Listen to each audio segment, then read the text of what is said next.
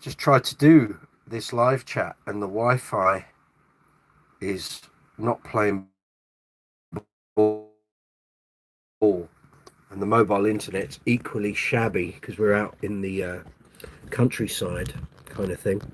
So mobile reception that hot either. Anyway, hope you're all good. Let's get the laptop working. Don't know what it's doing. Playing silly buggers. Right, just bear me a moment so I can get this live chat up and running. Is that working? I've got no idea. It might be. Come on, YouTube, you can do it. So hopefully you can see that. And wait for it to appear on my screen. It might do, or it might not. We're good. It's running. I apologize in advance if it starts to go a bit Minecraft-like, okay? So we're in the garage on my workbench. The Wi-Fi reception ain't that hot, and the mobile internet is virtually non-existent. So we'll try our best. All right. So basically, I've got status Trace Elliot 15th anniversary T-base here, number 11. There's only 15 of them on the planet. This is number 11. Going to clean it all up, give it a reglossing, do the fingerboard, clean the frets. Doesn't need restringing, but I'm going to set it up. I'm going to be using this on some gigs soon, and afterwards we're doing a GB Spitfire. Okay. By all means, message. I'll reply to them as soon as I see them. Please give the video a thumbs up. Very much appreciate it in advance. Most important thing you can do for a YouTuber, content creator, give the videos a thumbs up. Doesn't cost you anything. Simple mouse click or a tap on your phone screen. That's all it takes. Doesn't cost you a penny to do it, but it helps us, helps the videos, helps the channels. All of that. It seems I'm talking to myself. I have 4 people. I've got 4 of you on here. Fabulous. Well done.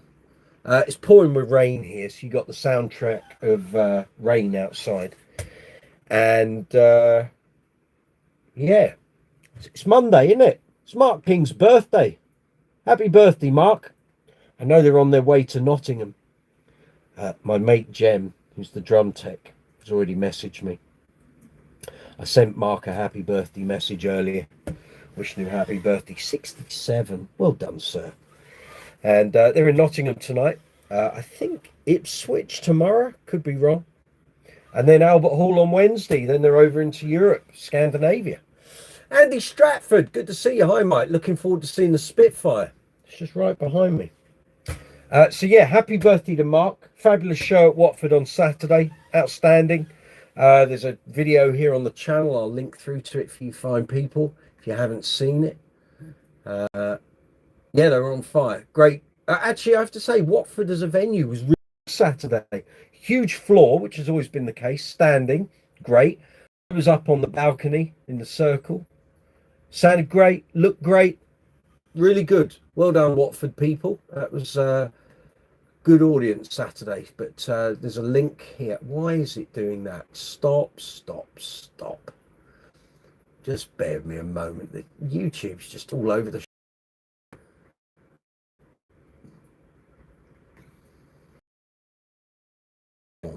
right. Thank you. So if you haven't seen it, this is a short clip, 4 or 5 minutes long. This is the bass solo and trombone solo from Love Games on Saturday at Watford. So you want to check that out. Links there in the box. Feel free to get involved in the live chat. Give the emoji icon an absolute pummeling. Andy Stratford, you just done a super chat. You're a fine chat. I've always said, what a lovely fella. Thank you, Andy. Bless your heart. Thank you. Much appreciated. If you want to do what Andy just did, he's just donated £9.99 to the channel. Thank you very much. All goes in towards all these things, concoctions and varnishes and waxes and all of that. So that's where that's going, Andy. Thank you. Very much appreciated. Super stuff. Let me put a little reply there. Let's do that. Has your merch turned up, Andy? Hopefully it has. I saw you a week ago, so hopefully it has. Thank you. Hope that merch is there.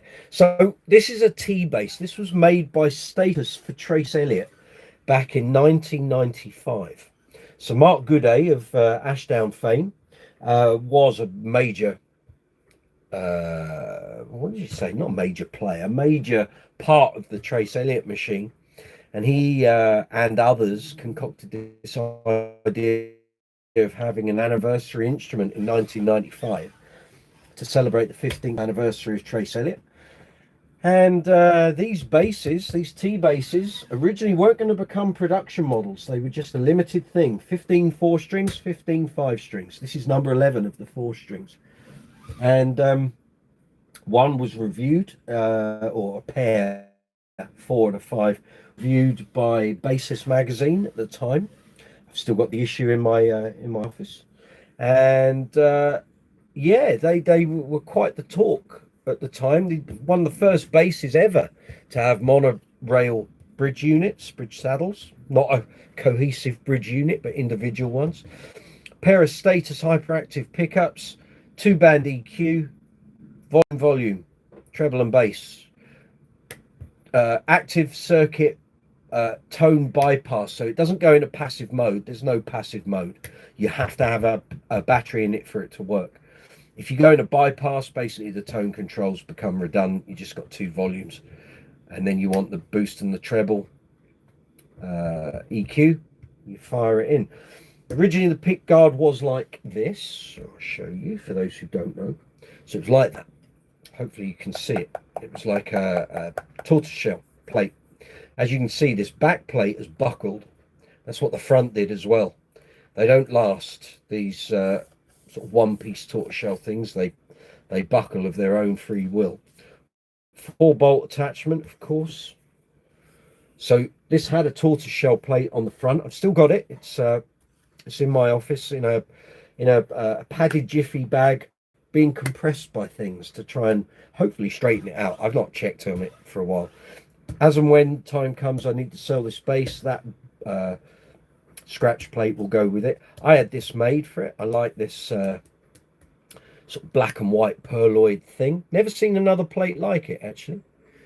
Originally, when I ordered it, I was at the gallery and they showed me a book of scratch plate finishes, materials. This was called black perloid. Well, I've got black perloid plates. This is nothing like black perloid, but it's sort of a mishmash of the pair, and it's all good. It is all good. My screen keeps turning itself off. You can pack that in. What have we got here? Andy, no, not yet. There was a delay on the t-shirts. Understood. Tagolda, how do I say that? Enk Tufshin, welcome. Good to see you. Beat after beat. How are we doing? Hope you're well. Tagolda, what are we doing? We're doing bass cleaning and bass setups. Got 2 basses to do here. Beat after beat. Hello, everyone. Oh, you're off, are you? Okay. No worries. So it's bass guitars. That's what we're here for. If you're watching on shorts or vertical live stream, come on in. You're welcome. We're talking basses. If you come in and you are obnoxious, shouty, sweary, and being a pain in the ass, I bomb you straight out. If you want to come and talk bass guitars, talk about Mark King, it's his birthday, 67. And while we're at it, that's a happy note. We have 2 sad notes. So, on Saturday, Sam Rivers of Limp Bizkit passed away at the age of 48. I never interviewed Sam. My editor did several times, I think, for the mag. I never met him. Hell of a bass player, and very sad. He had some demons. I don't know if that's what's taken his life, but he's passed on. And then yesterday, and we woke up to the news this morning, the word legend gets bandied about very frequently, and I know I'm probably guilty of it as much as anyone, but having written multiple bass playing obituaries over the years for Bass Guitar Magazine and Bass Player, I think this next guy sort of fully deserves the tag. So we woke up this morning to the news that the great, and I emphasize that, great legend of the instrument, Mr. Anthony Jackson, has passed away. He I mean, his CV is immense. The tunes he played on. He was Shaka Khan's bass player through all of her influential albums through the 70s and early 80s. Been on so much work. Kind of almost invented the 6-string bass, kind of, contrabass. And just a phenomenal player. I know Dave Swift will be feeling it today. And I can remember before COVID, might have been 2018, might have been 2019. I remember we got heads up at the mag that Anthony wasn't very well. And there was a possibility he didn't have long then. And we were put on standby that he might not have very long.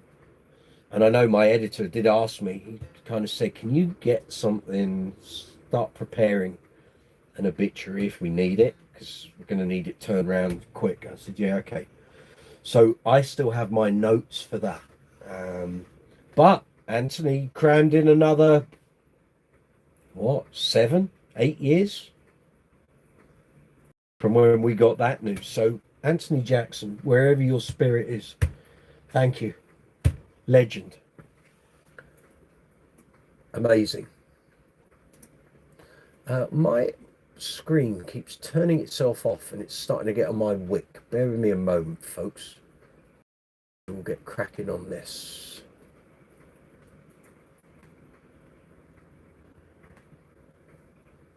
Why is my screen doing that? Stop it. What's that? Is that it? No, that's phone link. Visual, where are you?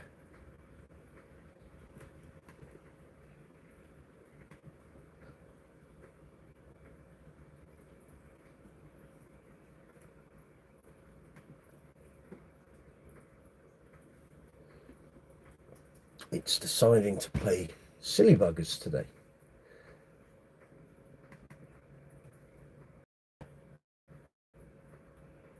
Well, you're not going to play ball. I need to go on to the front page and we'll get this working, shall we? Display settings, that's what we want. Right, stop going to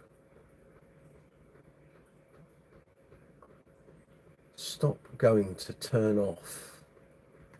It's decided to do that of its own free will because I certainly didn't ask it to do that. Right, here we go.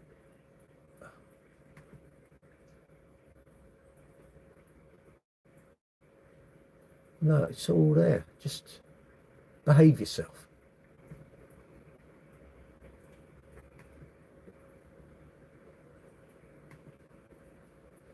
Color profile, it's fine. Yeah. That's all good. That's good. That's good. I don't know why it's giving me grief. Please stop.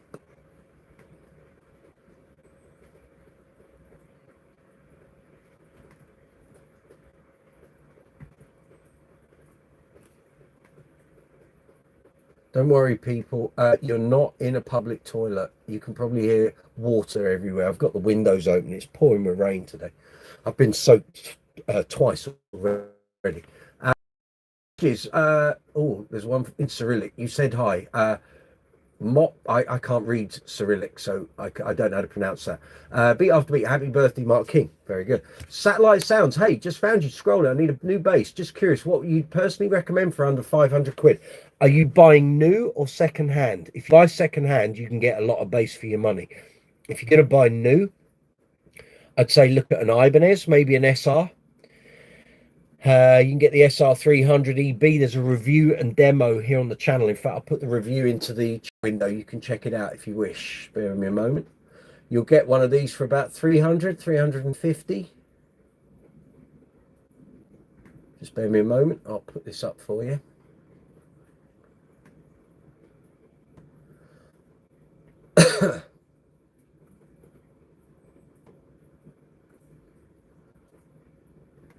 If you go down the second-hand route, you're going to get a whole lot more bass for your money. Here we go. Here we are. Check that out, but come back, let me know you know, do you want to buy second hand or do you want to buy new? Satellite Sounds, just curious. Hey, all the best. No, I've replied. Sorry, I can't keep up with the messages and do the base at the same time. Dark green, this is British Racing Green. Antonio Ambrosino, hi. Westfort, hey, good to see you. Who plays this? Me. I play this. This is a T base. Elliot and Status. Who plays? Lennart Johansson, good to see you. Welcome. Confused Goldfish. That kind of looks like Phil Lynnott's base. No. If it had the mirror pickguard, no. It's based around the Super Jazz format. Phil pretty much stayed loyal to precision type bases generally. So one split coil pickup. This is more like a Jazz, 2 single coils. It's Super Jazz, really, from 1995. So we're going to get these strings off anyway. Exo Harble, welcome. Yes, Satellite Sounds, come back to me. Let me know what you want to do. So these strings, I'm not changing them. They're staying. They're relatively fresh, but I'm just going to tie them back. So get them out of the way. Going to clean the board, clean the frets, give it all a good spruce up. Sat in the rack for a little too long. Needs to be getting out on some gigs, so I'm going to use it shortly. So out of the way. Confused Goldfish, got it. Thank you. If you've got any questions, bass related, bass guitars, bass amp, bass effects. If you see what I'm doing on the workbench and you think, oh, didn't know that, or you want to ask a question, or you want to tell me I'm doing it wrong, then we can have a chat and then after about 10 minutes decide I am doing it properly. All right. I'm joking. Regular live chat will be tomorrow here on the channel, 8 o'clock UK time, 8 p.m. We're going to be doing it from the workbench though. We're going to change things up for a couple of weeks. We're going to do workbench live chats. So again, got a whole bunch of bases need working on and stuff doing, and I run out of time every day getting everything done. So we're going to use the live chat time to do some stuff here on the workbench, hopefully inspire some conversation. And you can ask questions about all the bases and what I'm doing and all of that. So it's all good. Got it. Beat after beat. Nice. Westford, do bass centers still do their double end bass strings? Yes, they do. And you'll get them in all the gauges you want. So you want 3090s, 3595s. The bass centers range are there. By all means, if you're going to order direct from the bass center on their website, please put a little message in your comments section. Just say you spoke to Mike at Brooks's Bass Corner. And A, it helps me. And B, they'll realise that we're promoting them on the channel, which is all good. So this fingerboard is dry as hell. I can't even remember last time I conditioned it. Would have been, oh, cripes. 2009, I think. Yes, yeah, I remember it going to the gallery for some setup work. So yeah, 2009. So it needs a clean, needs a condition. It's all good. What is going on with this? There we go. Westford, yes, they still do. Yes, but like I say, if you get strings via their site as opposed to going into a shop and buying some, then please say, you know, spoke to Mike on Brooks's Bass Corner. They know me. Should do. Barry's known me for 37 years. So yeah. Who have we got there? Westford, tomorrow live chat is going to be cracking. Yeah, we here.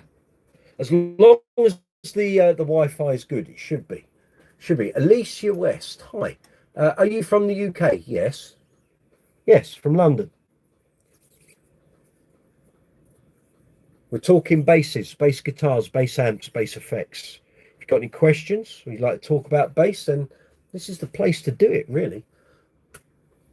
That is for that fine gentleman that wanted to know about the Ibanez thing. Sorry, I realised I'd copy and pasted the link and hadn't pressed send. Satellite Sounds, that's for you. That's the review of the Ibanez SR300. So let's get all the muck off here. There's a fair old bit. This bass has multiple dings, and a lot of them were put on by the previous owner. He didn't look after this bass. It's got scratches and bangs and all sorts. It's got a cigarette burn on the headstock. He also got a black pen, and I know this is the case because I've seen other ones of these. And he drew on a black line on the beveled edge. And it's like, why would you do that? Nuts. Anyway, the previous owner did not know what this or how limited it was. And he sold it to me because he wanted money to put towards LEDs to put into a Warwick. Should have kept this, mate. Be worth far more money.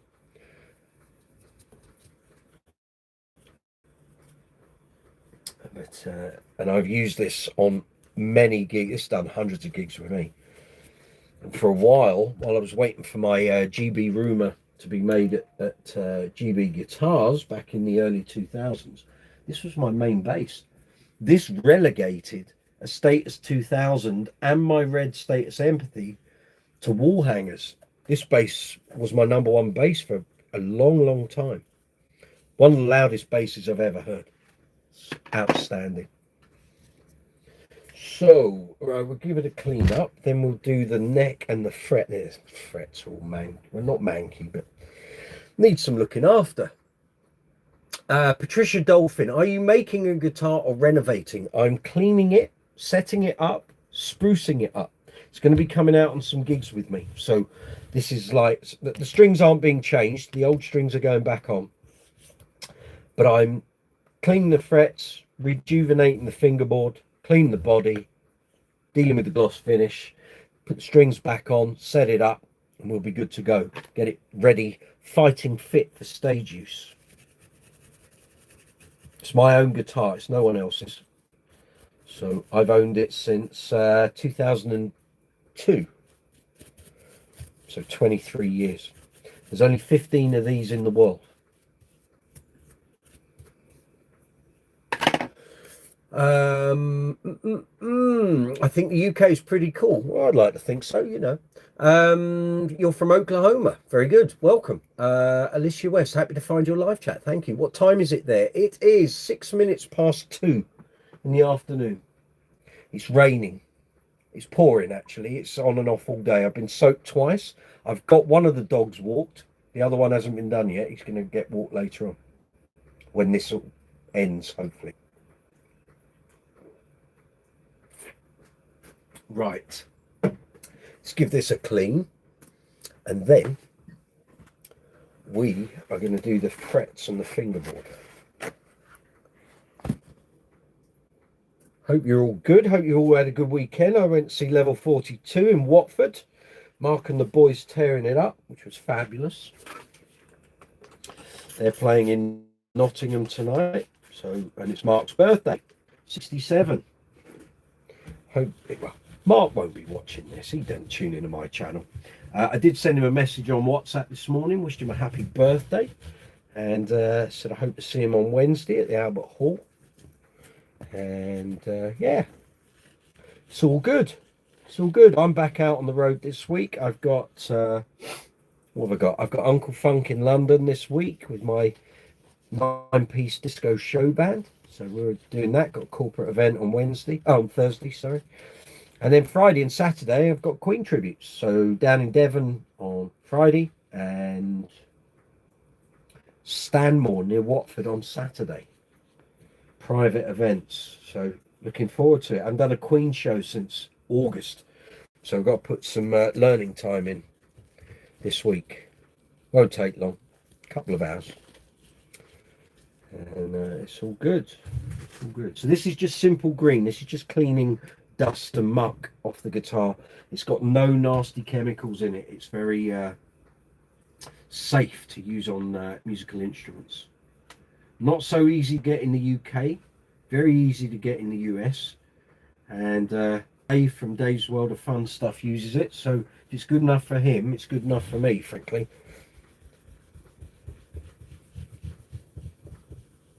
But I can't ever remember cleaning the frets. Yeah, that's a lot of dust and crap just from sitting in a bass rack. So we'll give it a clean up, then we're going to start on the fingerboard and the frets. So Got any questions about what you're seeing me do, then by all means ask. I'll try and help as much as I can. Messages. Patricia Dolphin, I like seeing things made beautiful again.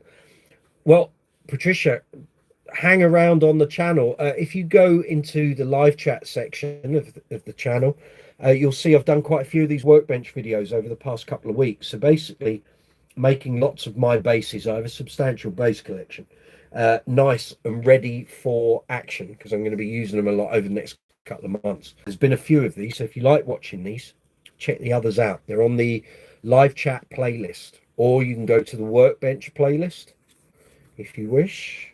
They're all in there. Do I play guitar? No, I don't. I'm just a bass player. Just a bass player, he says. It's 8:07 over there, and it's beautiful skies. No sign of clouds right now. Does it really rain that frequently? No. This year's been very odd. Summer started in April this year, which was great. I'm well for that. We've had such limited rainfall. We're kind of on a water regulation at the moment. Today is like one of the first rainy days we've had since April.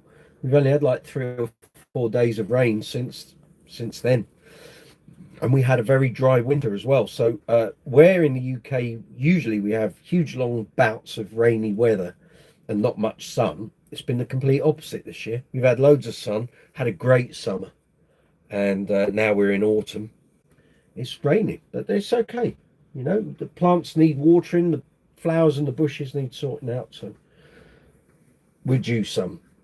And I can't remember such a long, prolonged, dry, sunny summer in most of my life, and I'm 53, so I was very happy that we had a good summer this year. It's all good. There we go. So that's the grot off. Excellent. In the bin. Message it, Patricia. Yes, we get a lot of rain. Yeah, we normally do, but it's actually been pretty good this year. It's been good. Right, let's get these frets dealing with. So big shout out to Ben, High Tech Distribution here in the UK. Thank you, Ben. Hope you're well. Thanks for replying to my messages the other day. So we have the Music Nomad fret guard B34 for 34-inch scale bases. Outstanding. It's already saved me loads of time and effort, and it's all good. So in the old days, we used to mask up fingerboards with masking tape, this stuff, and it would take ages, and you would spend ages doing it. Now you don't need to. You can buy one of these. We fix it with the rubber fasteners, and away we go. And it saves loads of time. People, regulars here on the channel, will know I've been using this over the past couple of weeks, and it's outstanding. Getting your tan on, yeah, this year, yeah. Although being mindful of skin cancer, so yeah. Here we are. So what's everyone been up to? Anyone been gigging over the weekend? Where did you play? Who did you play with? What bases did you take out? I didn't have any gigs this weekend. I've had a gig-free weekend, but it's cool because I know the next couple of weeks, well, next couple of months are going to be manic. So this week I've got 3. Week after I think I've got 2 or 3. Week after that's another 3. It's getting busy. So all of this work and these sort of not constant, but we've done a few of these Workbench live chats. It's getting the bases ready for the busy period, because once it gets busy you can't do any of this, and regulars here on the channel will know that when it gets really busy, suddenly content on the channel kind of not dries up, but it gets slower because you're busy doing all this stuff. So we are fret erasoring, and then we will be never dulling. And you'll see, so basically at the moment these fret, they're all right, but they're a bit dull. They've probably not been cleaned in the life of the base since it came off the status Workbench. So we're going to make them all nice and shiny and gleaming, well polished, and just they deserve it. And the fingerboard needs some conditioning and nourishment, so it's all good. So you'll see how quick this job is compared to how it used to be. Where doing this sort of thing used to, well, just masking up the fingerboard took ages. Now you don't. Put this on, tie it on with the bands, and away we go. Much better.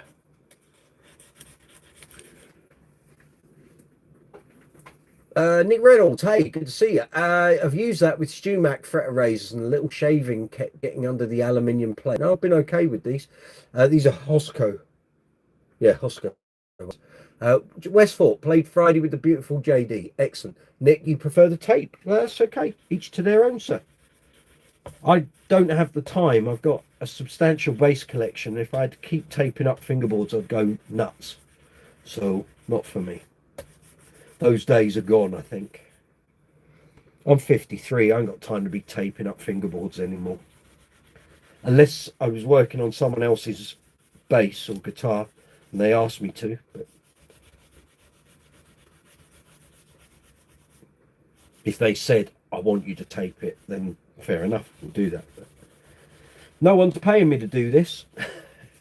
And it's my bass, so it's all good. Just get that on. Thank you. That's better. Thought that was on a bit skew with there.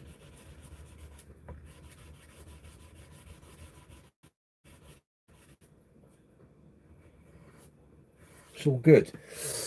Yeah, so like I say, tomorrow live chat, 8 o'clock UK time. We're going to be doing it from the Workbench. It won't be the regular in the office chat that we do. We're going to be doing it from here. So there's a couple of basses that I really do have to set up properly. And actually, I'm going to be recording while we're doing the work here on the bench. Those setups and cleanings are going to be videos in their own entirety. So there's going to be a couple of cameras set up in here. Lord knows where they're going to go.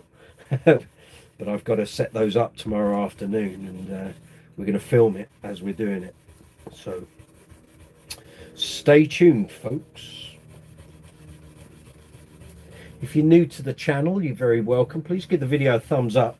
It's the most important thing you can do for us creators here on YouTube. If you give the video a thumbs up, it doesn't cost you anything. It's free to do it.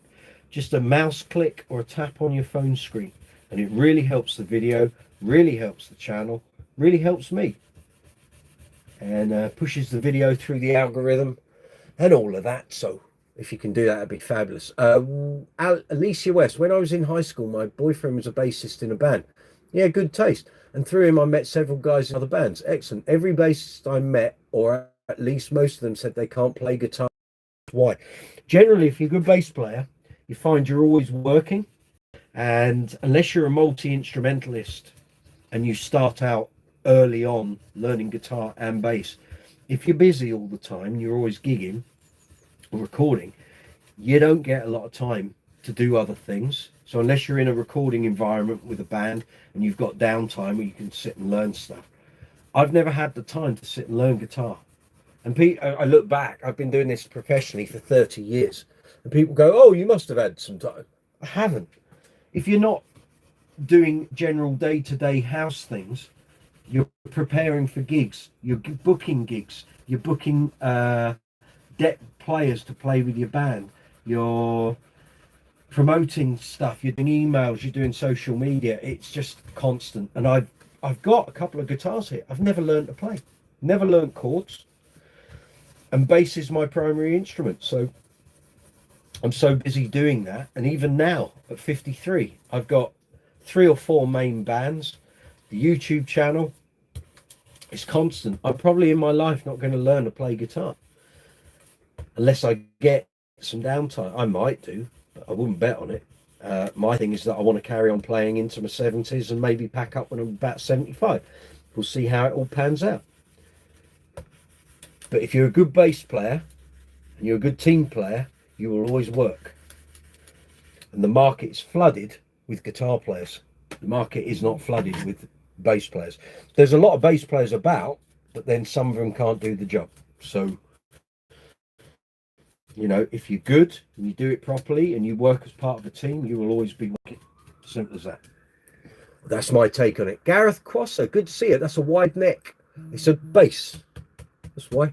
Alicia West, by the way, thumbs up and subscribe. Thank you very much. Bless your heart. Good stuff. Super, super, super. So if anyone has any questions about what we're doing or anything about bass, or you see some other stuff here on the channel and you want to ask some questions, feel free. That's what we're here for. I realised I haven't put my gloves on. Fresh gloves today, that's why. Got a hole in them last time.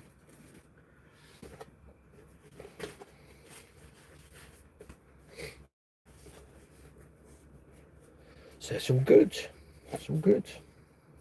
It's been a sad weekend in the bass front. Sam Rivers and Limp Bizkit passing away, and then woke to the news this morning that Anthony Jackson has passed away. Very sad. Legend is Anthony Jackson, amazing player Sam Rivers. Very sad. But there we are. So we have to keep fighting the good fight and get out there, play, spread the word. Bass is the bomb. I assure you. Hey. So we're getting close to Christmas. Anyone need any help on the old present suggestion front? Whether you're buying for other bass players, or maybe you're coming on here and your partner's a bass player, or you're looking to maybe you need, fire away, ask. There is a video on the channel I did at the start of the channel about things to put in your stocking or what have you, and that's still there.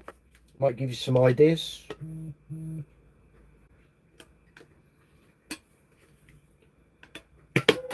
There we are. Right, never dull. People ask, what is it? It's a wadding. It's like wool, and it's got all the polish and stuff in it, and it's very good. So you see the color it is, all nice and clean ish. Right, watch what happens when I start cleaning the frets.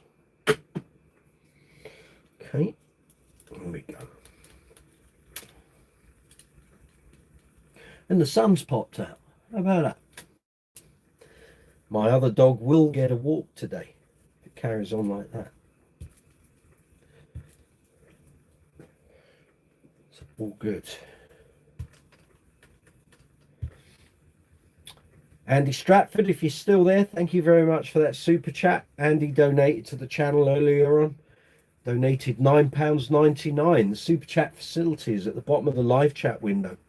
You'll see a rectangle with a dollar symbol in. If you want to help the channel, I pay for all this stuff. I pay for it out of my own pocket.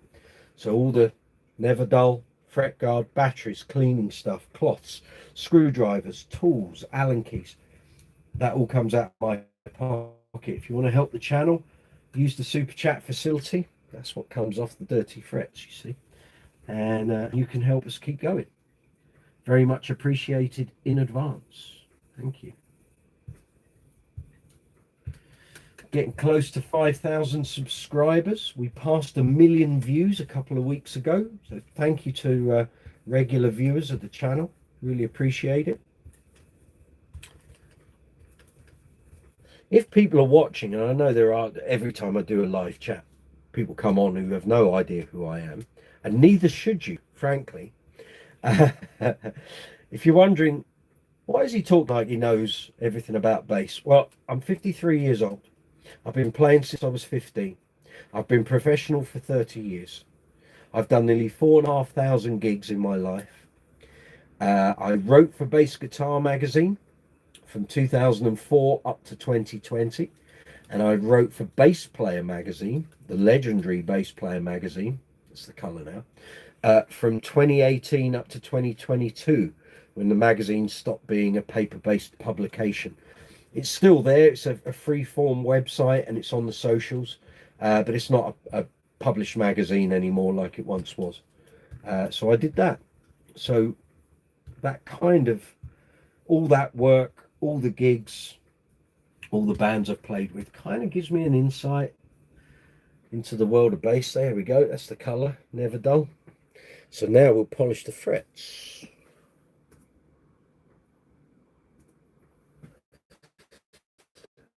Alicia West, that makes sense. I wish I could play a musical instrument well. I tried playing guitar in middle school. Remember, I went playing from Smoke on the Water. You can take up an instrument any time in your life. And it's to many, many sort of grown-ups, adults.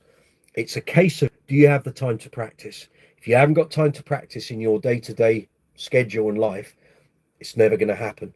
When we're kids, when you take up an instrument, you don't have all the things that take over life, like paying a mortgage, paying your bills, doing the food shopping, giving the dogs a walk, all of that stuff. When you're a kid, you've got time to sort of donate to learning, and you just do it. It's exactly the same why I can't learn a 6-string guitar. I just don't have the time to focus on it at this age.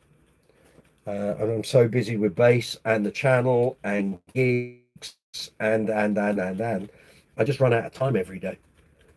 So there we are, not to worry. What else did you say? Eventually being able to play Stairway to Heaven, then stop playing, gave up. But I do want to start playing again.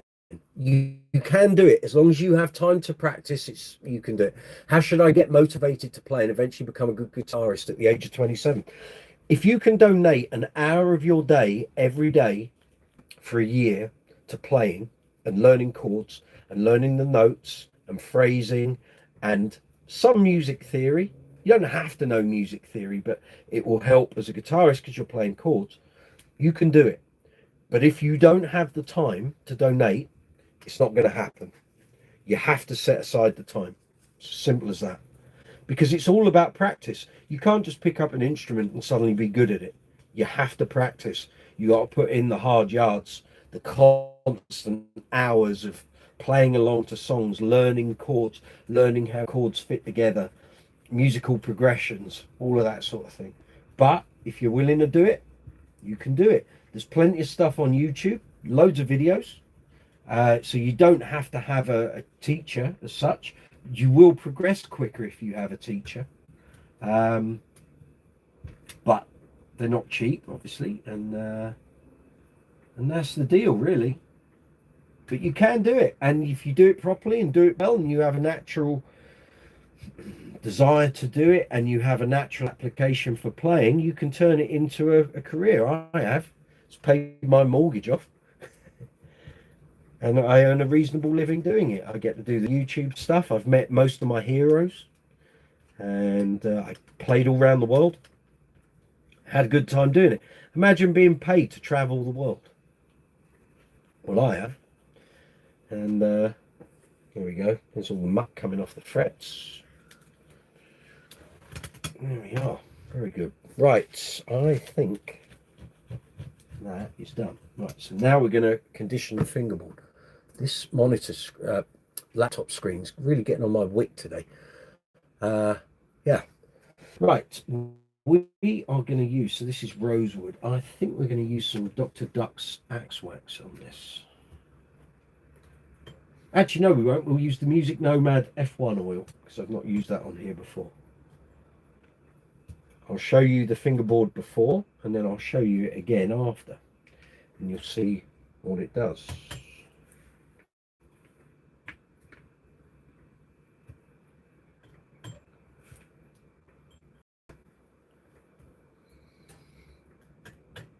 There we go.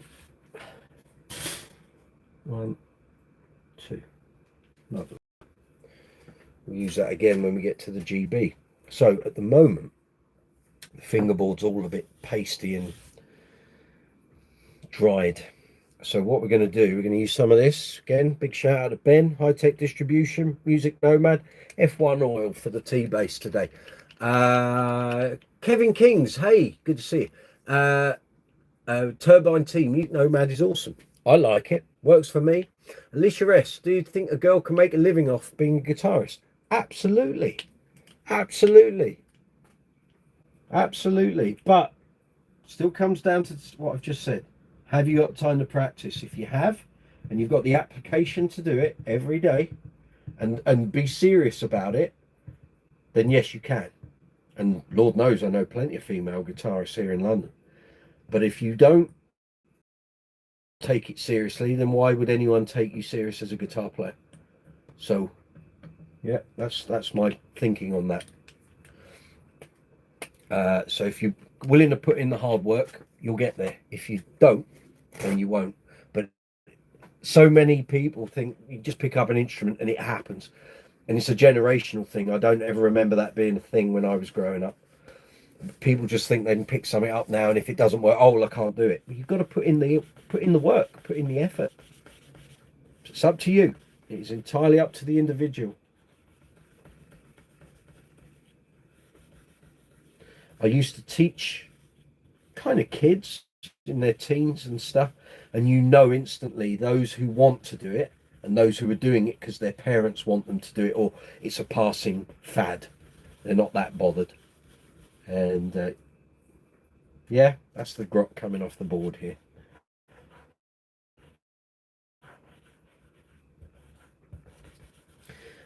Yes, you know those people. You can spot them a mile off. They're just going through the motions. They have no affinity to music or learning about the great artists and players, and they're just doing it because it's something either their friends tell them they should do, or their parents have said you need to have bass lessons or guitar lessons or whatever. You see the colour of crap coming off this. So yeah, that's my take on that. I always had an affinity with music. I can't read. I'm not. I have no music theory really, other than years of playing. But I was always into songs and knowing who played on things and who's the producer and who's the bass player. So there was always that. I was always scouring people's record collections and learning. You know.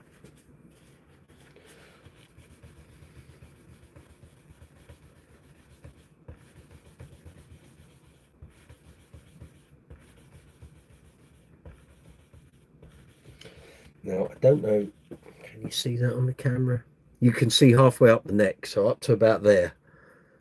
Nice colours come back to the board. Now look at the bit further up. All dried out.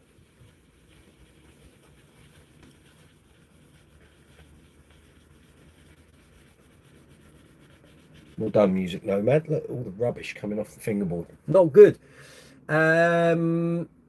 What's this? We did that bit. Music. Yeah. Janet, hi, welcome.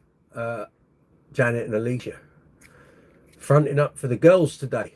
Alicia West, what's guitar should I start from? I like Les Paul's, but what your suggestion based on what you know?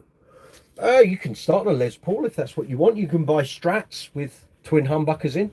A Strat body, a Strat guitar, is going to be lighter than a Les Paul. Les Pauls are notoriously heavy. But they have a different tone to Fender stuff. So it depends what tones you're after. If you're starting out kind of from scratch, which I think you are, you want something that's flexible and can get you in the ballpark of various tones. You can always go and buy another guitar that sounds different and looks different further down the line. But in terms of starting out from scratch, a Fender style instrument with 3 single coil pickups or a humbucker and 2 single coils is going to get you most sounds. So when you're starting out, it's more a case of something. Look at the color of that. It's more about getting something that's going to make you want to play it. It doesn't have to be a Fender. There's plenty of different brands. You've got Yamaha, Ibanez. There's so much stuff out there, it's ridiculous. But just find a guitar that fits you, makes you want to play it, and crack on and start getting the theory and the knowledge and your finger independence and learning chords and how to play. And then, like I say, you can always move to another guitar further up or buy another guitar. That never worked for me. I've got 44 of them. I keep buying them, but they're all different sounds.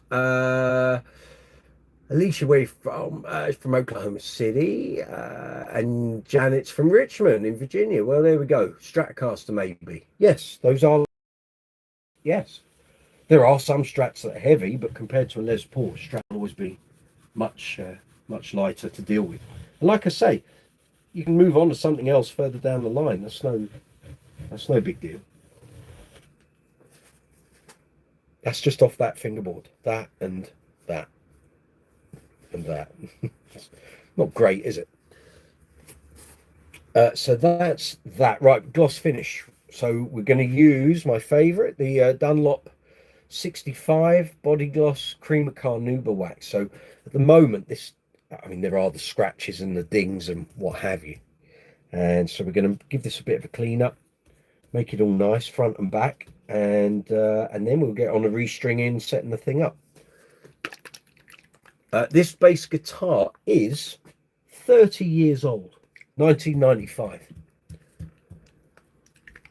And around this time as well, I remember the reviews came out in October 1995. So yeah, exactly around this time. So here we go. I feel like I've watched loads of videos of this, and it's because I went back through the last couple of Workbench videos over the weekend and pulled out the remix shorts from them. So I've been watching myself do this. There we go.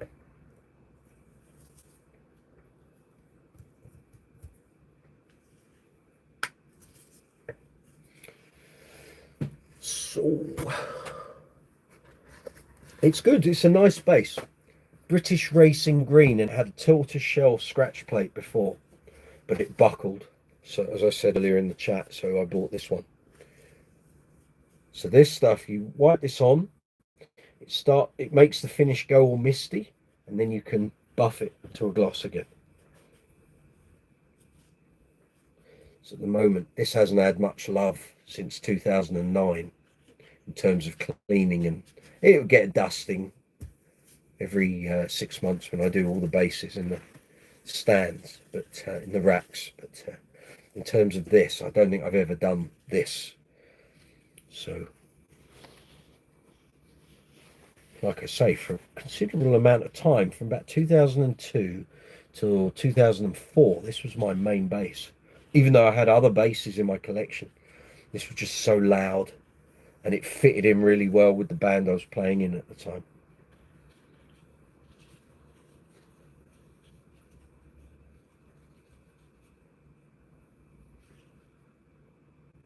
I was in a band with, well, sometimes we had one guitarist, sometimes we had two, loud rock guitarists and a loud rock drummer, and this thing kept up. It was really good. One of the loudest basses I've ever owned or heard. But it's a status, so what do you expect, you know?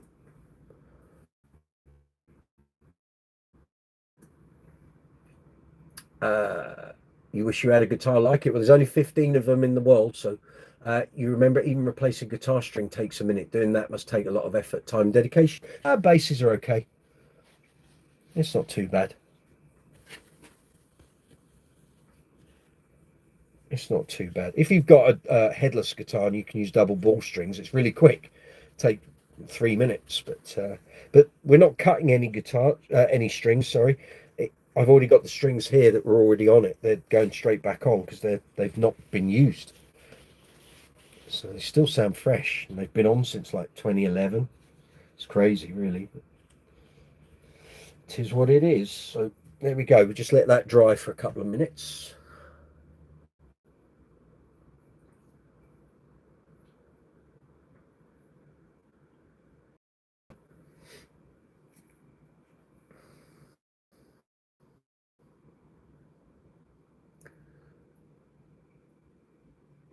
What's my band called? Well, I left that band. The band I play in now is called Uncle Funk's Disco Inferno.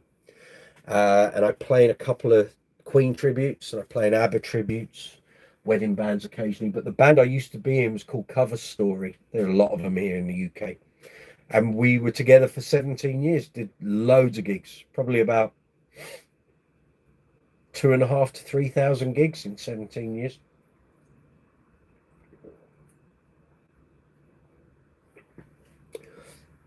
We averaged about 175 gigs a year. We were very busy. Bassists tuning their guitars always was super loud but cool at the same time. Bassists are super cool. It's just, we can't help it. Just the way it is. God made men and then he made bass players with what was left. Janet, Alicia, you play too. Let you girls have a little chat between yourselves there. So as you can see, the bass is kind of, the finish is all misted up a bit, or maybe you can't really see. There we go. So that's all the wax doing its stuff. So in a minute, I'm going to buff that off, and the gloss finish is going to look absolutely fabulous. There we go. So you can see a bit more, hopefully. Hopefully. Actually, I need to move that because that's the strings there. See that? There we go. Exlumio, excellent. Emojis, that's my thing. Alicia West, not bass but electric and a little acoustic. There we go. But you can't play for shit. A bit of practice. Exlumio, you keep putting those emojis in. That's fab. Thank you very much. YouTube algorithm loves all that. Hello, good to see you. Do I have Insta? Oh, you're asking. Huh. That's all cool.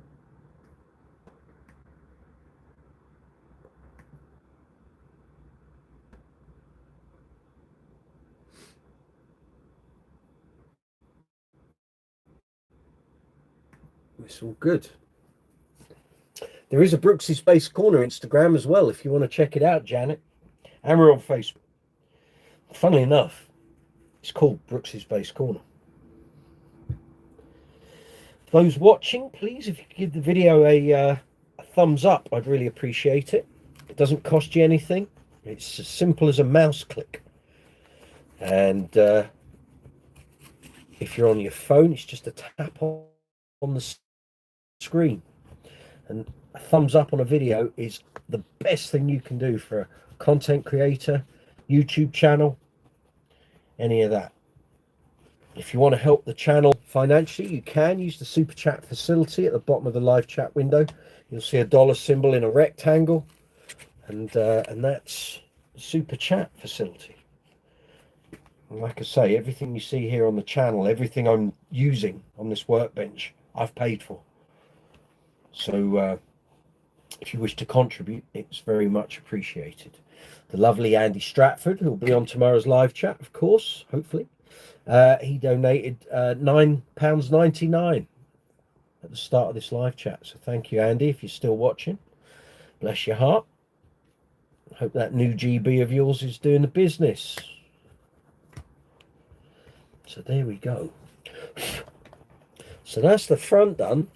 So as you saw a moment ago, this was all sort of misted up with the wax on it. How's that grabbing you? Now. So folks, what do you think of that? Aside from the scratches and the dings. Yeah?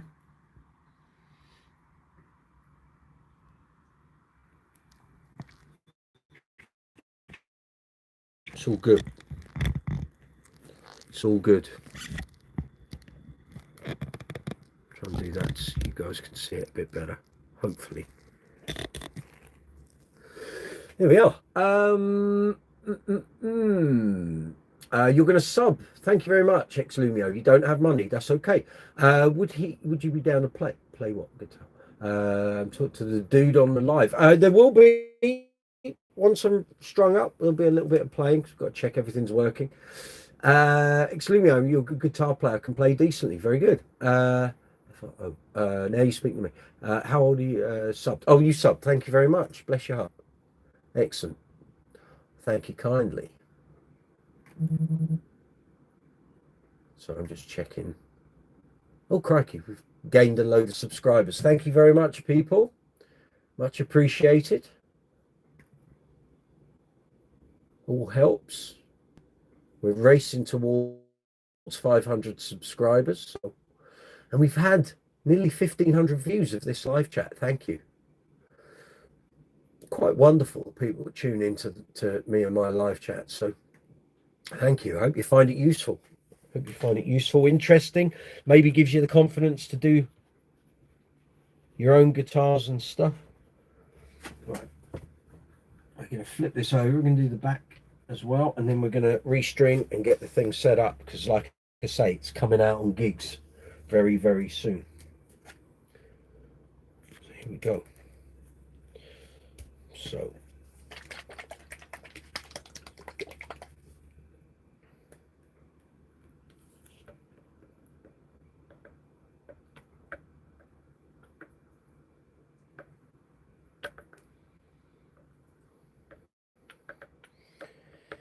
very good.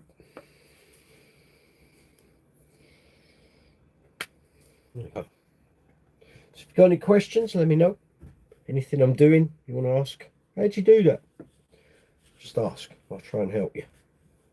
Or anything to do with bass guitar, bass amps, bass effects. If I can help in any way, that's what the channel's all about. At least you want to play a bit too, but I'm so rusty and think about getting back into it. Do it, do it, do it. Don't think about it. Just do it. But again, I will say again for about the 400th time, got to have the time to practice. If you haven't got time to practice in your daily life, it ain't going to happen. Wanting to do it is very different to doing it. So as long as you can say to yourself, I'm going to make sure I pick that guitar up at least an hour a day and put the effort in. Otherwise, you just don't get anywhere. You've got to want to do it, and you've got to do it. No one can do it for you. I sound like a parent, don't I? I'm not. I've just seen people do this, where they go, oh, I want to do it. Right, go and do it. Go and do it. There's nothing holding you back. Only you. Only you hold yourself back from doing stuff. So crack on. Have you still got a guitar? Well, you haven't, because you were asking me about what guitar to get. You know, set the money aside if you want to do it, but you've got to be focused. And it will pay. It will pay dividends. If you put in the hard work and the graft, there are so few female guitarists out there working that if you can set yourself aside and put yourself out there, the work comes to you. I know plenty of female musicians who cleared up during the 2000s, 2010s, because people wanted female musicians in their band. We have female horn players in Uncle Funk. Ex-Lumio, you got a Suzuki semi-acoustic. See, you guys are having your own little chat. It's all good. Ex-Lumio, you're in Las Vegas. Cool. I got the Xmas collecting. Right. Get that. Stop it from collecting dust. Start playing it. Check out some YouTube videos. Basic chords. Yeah, learn the basic chords, and then you need to take it further. And if you then need to get a teacher to progress, do it. But there are plenty of channels here on YouTube that will take you through, you know, first day of picking a guitar up, and take you through like daily what you need to be practicing, what you need to learn. But it's entirely up to you. What we got there? I've never heard of that place. Segan Oluytoyinbo. Hi, welcome. Brooksy, what songs do I play? Depends what band. If it's in the disco band, all the disco classic. If it's in the Queen tribute, it's all the Queen classics. If I'm playing ABBA tribute, it's all the ABBA classics.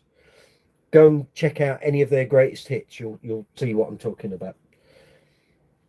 I tend to work in rock, pop, soul, funk genres. I don't do jazz. I don't do metal. But I do pretty much everything else. Keith Doherty, good to see you, fabulous man. Yes, this is the Trace Elliot T-Bass. I don't know, man. I just play songs that seem cool. That's all good. It's all good. I do what puts bums on seats and pays the bills. Thanks for welcoming you. Thank you for coming on to the live chat. You're very welcome. Got any questions about bass guitars, bass amps, bass effects? Ask me. If I can help, that's what I'm here for. So as you can see, the back of this bass is all misting up with all the Carnauba wax. We're doing good. We're doing good. It's Monday afternoon, isn't it? Monday afternoon. Pouring with rain here in the UK, or it is here in London.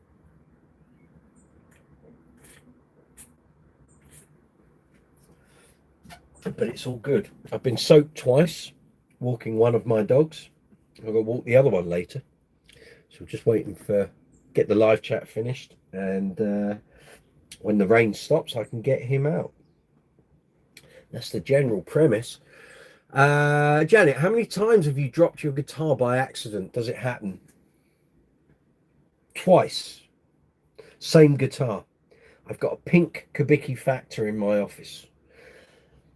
First time it fell off the strap because the strap block exploded. And I learned after that how to use a shallow strap lock without it being attaching the strap to the strap lock. That was the fatal point. Now I put straps over the strap buttons, then put the lock over the top of the strap. That seems to work.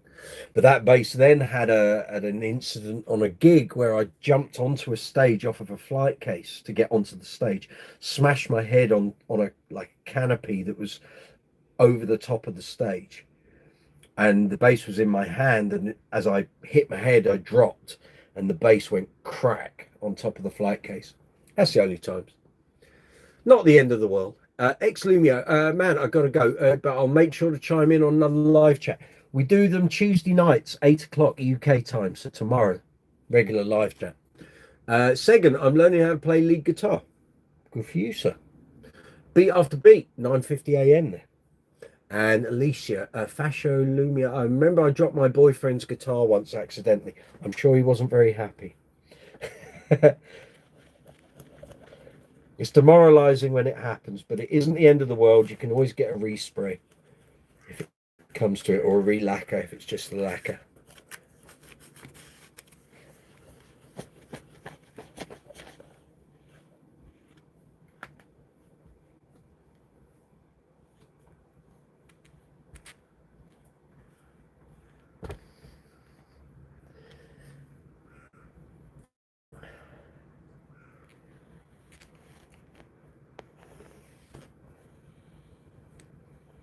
So there we have the T-bass. So next time I have this on the workbench for a string change, we're going to use some Maguires on that and see if I can reduce some of this scratching. The only way really to get rid of it is a respray, but I don't really want to do it because this is now collectible. So, and it's probably going to get more things over its life. So let's leave it be. It plays great, it sounds great, so let it be what it's going to be. Right, okie dokes. Who we got on here? Second, hey Brooks, is it possible to get your WhatsApp number? Love to know more about the bass guitar and maybe the lead guitar. No, I don't give my number out, but you can email me, brooks'sbasscorner@gmail.com, or you can find us on Instagram or Facebook and you can messenger, but I don't give out my number. Axeman Maven, beautiful colour, British Racing Green. That's what that colour is. How much does your bass guitar cost? This one? You can't. It's a limited edition. There are only 15 made. To buy second hand, there hasn't been one of these, this particular bass, available second hand on the market. I haven't seen one. This colour, this built at the same time. Haven't seen one since 2003. And back then, the guy wanted £2,500. So I don't know what this is worth now. Alicia West, I'm actually thinking about visiting. Are there any places I should avoid? You say traveled the world. It's are you coming for a holiday, or are you coming just to live, or what? What locations have the best music scene? Well, London. London's the biggest city. The whole music scene has changed radically. COVID killed a lot of things, to be fair, and the music scene I used to inhabit here in London, if I go back through my diary for 20 years ago, 10 years ago, 5 years ago, 85% doesn't exist in London anymore. So the work I do now, thankfully, doesn't rely on the work I used to do. So now I do a lot of theatres, still do a lot of private stuff, do more corporate stuff as well.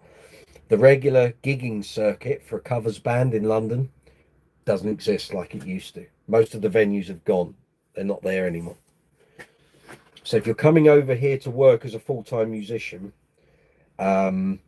you need balls of steel to make it work, and you need to be prepared that you might be disappointed. It is not, the streets are not lined with gold, I can promise you. And the music scene that we once knew here in London doesn't exist. Where are we? Ken Allman, good to see you. Howdy from Hinton, West Virginia. Good to see you, heart of almost heaven. Alicia, going on a 2-week trip, meet with your relatives in Suffolk. Okay, Suffolk's good. You're probably going to want to go to Ipswich, Norwich. I don't know what the music scenes around there are like. Norfolk, probably, Norwich probably is a good one because there's a university, UEA, there. I played there many times. But London is about 130, 140 miles from Norwich, and not the quickest road trip either. 130 miles doesn't sound like far, but the problem is the roads that connect London to Norwich, most of them have a 30 or 40 mile an hour speed limit. It takes ages to do it. Vikram, why there is racism again? Oh dear, we're a base channel. Politics elsewhere. Sorry, I'm not having that. Bye. Sorry, people, we don't do religion and politics. You want to do that? Find another channel. This is base. That's it.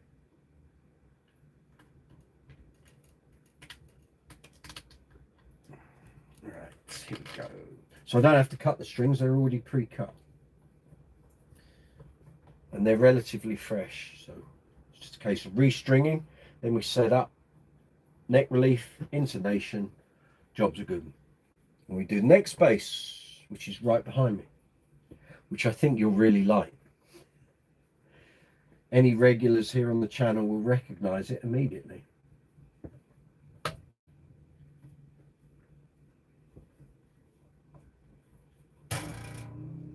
So like a lot of status basses, this has a 0 fret, which helps with intonation and general performance. What we got here?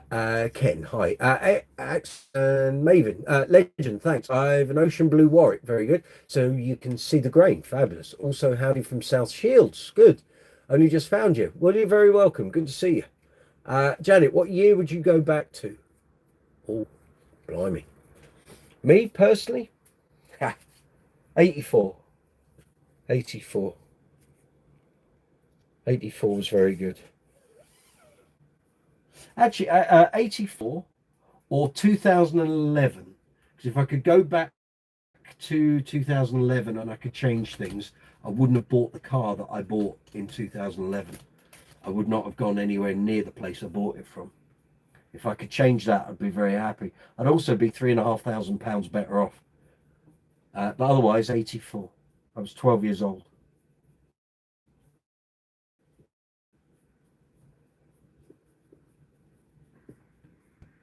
'84 was the year that Duran Duran released the Reflex as a single and the video, which basically changed my life and made me decide I wanted to be a musician for a living.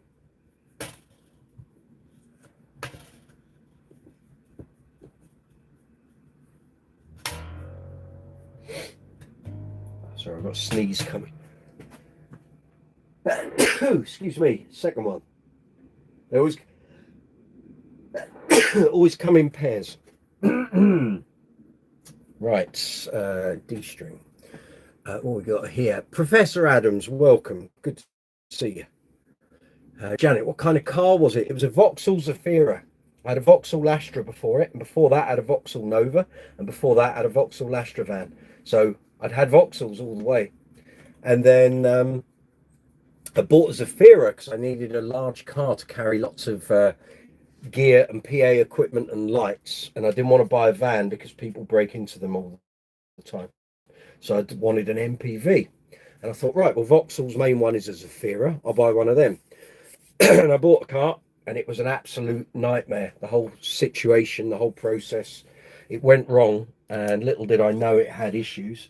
And basically, it drank 12 litres of oil in a month, and it was a nightmare. And the people I bought it from weren't very nice people, and they weren't going to give me my money back. and I basically ended up with a car that was a potential death trap. I eventually managed to trade it in against something else, and then once it was out of my hands, it was out of my hands, but it was 6 months of a nightmare. And I wouldn't wish it on anyone. And I've had musician friends who've been in similar positions buying second-hand cars. And if I'd known some of the things I know now, or after it happened, having gone through it, I could have saved myself a lot of grief and a lot of money. But it was what it was. So if I could go back to 2011, July, and rectify those things, I'd be really happy.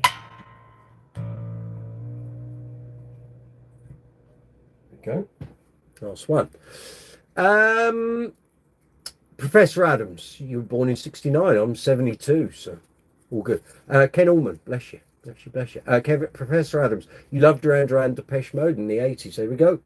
Moo Wei, hey, good to see you. Trump people. No, not Trump people. If you want to talk politics, find another YouTube channel. We don't do politics or religion on here.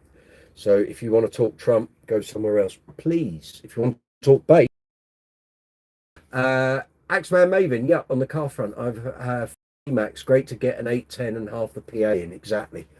Keith Doherty, you had a Zafira 14 years, brilliant amount of room, never had any bother with it other than wear and tear.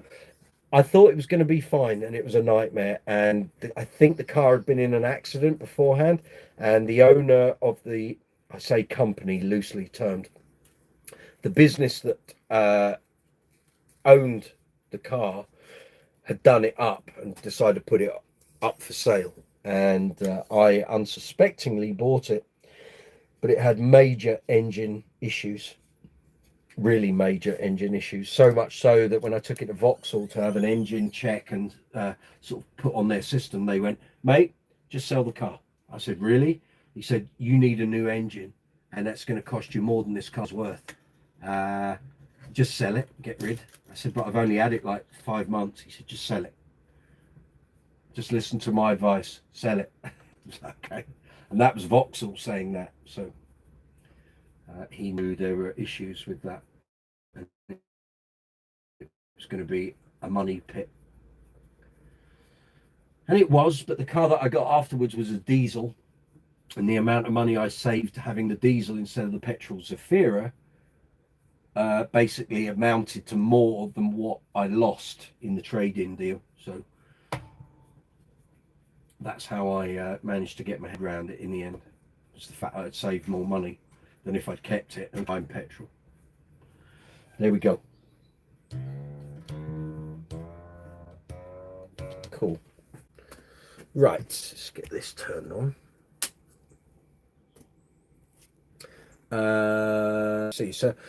Keith, yours had the Ecotech, had a Fiat engine which gave bother. Yeah, this was a 2006, and it was a time when the Vauxhall engines, they were using similar engines across loads of their different vehicles, and this was a nightmare. When I spoke to my mechanic about it a couple of years after, because I'd only started using him. What is that on my lawn? Oh, it's a J. When I asked him about it, he said, guys, just bear with me a moment. I think I've got a hawk on my lawn and it's killing a pigeon. Just bear with me a moment.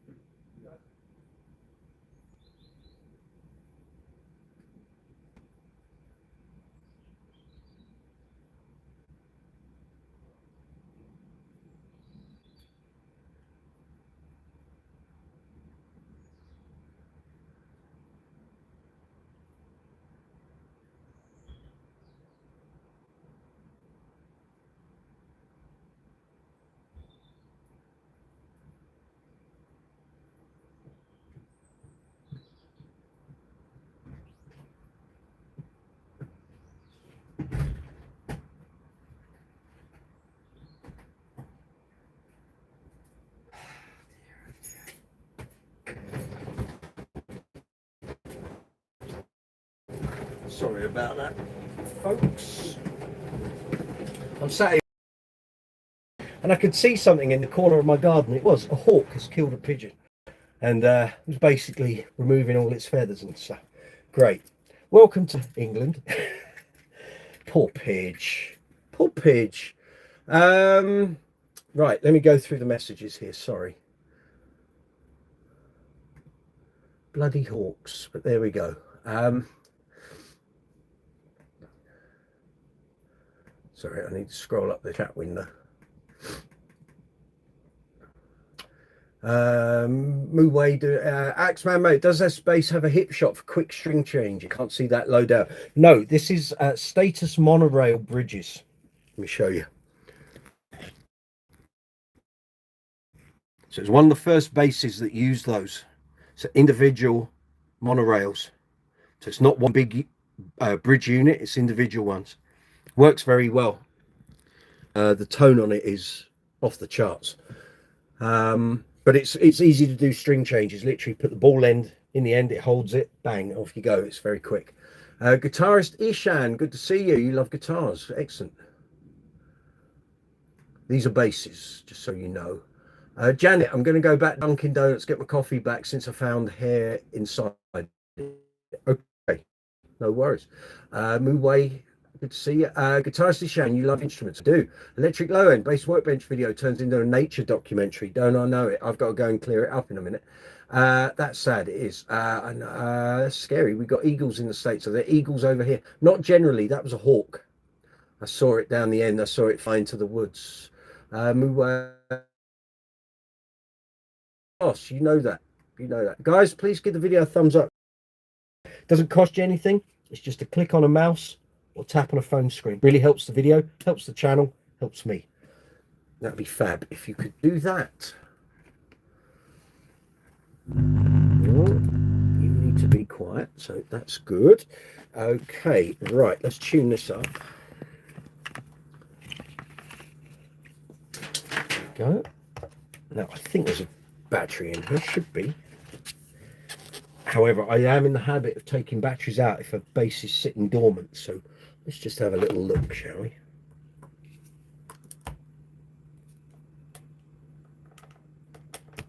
Yep. Yep. It should be fine. It is fine. Yep.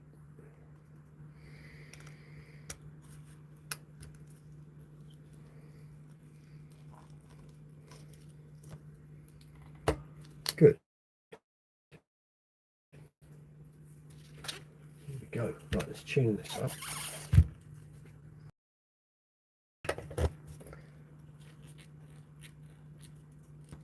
It's got the nice clicky status volume pots, which is great.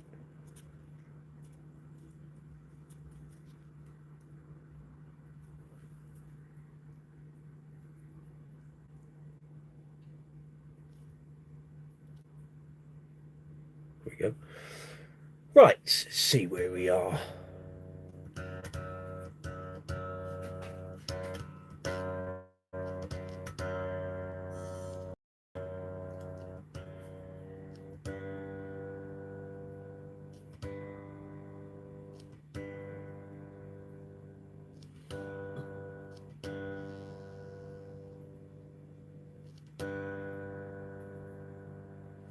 No, you're not having it at the moment, are you?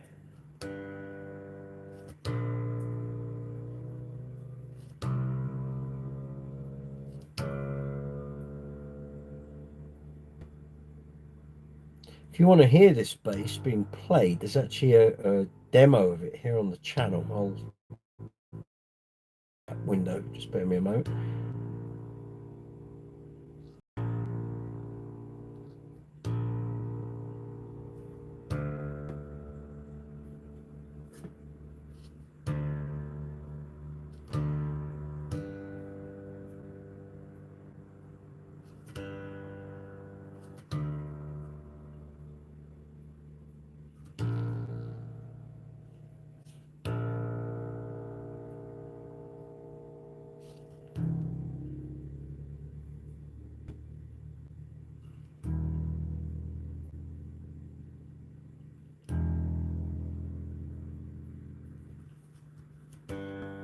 Look at that.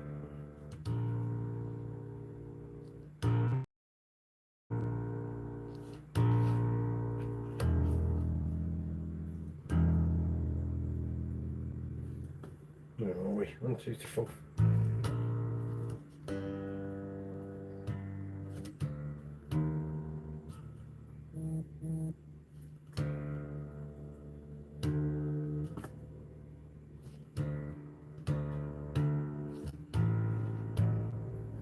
Okay, should be good. Let's take these off.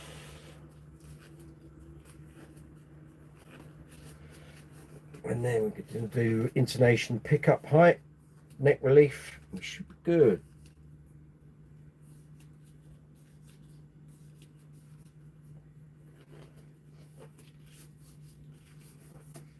Right. Just realised I did a workbench. Turned the mute off and everything was on full whack, Polac. Made an absolute noise.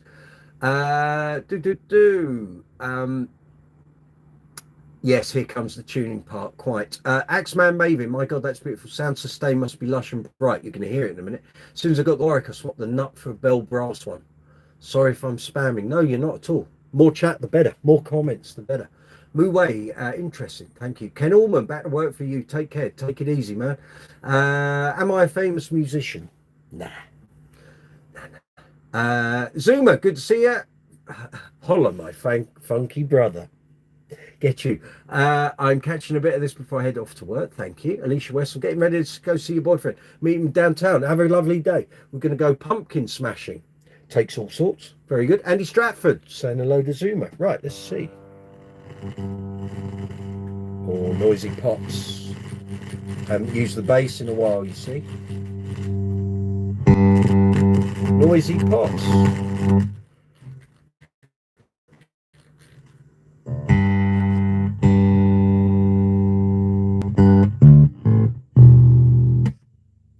Okay, let's see where we are.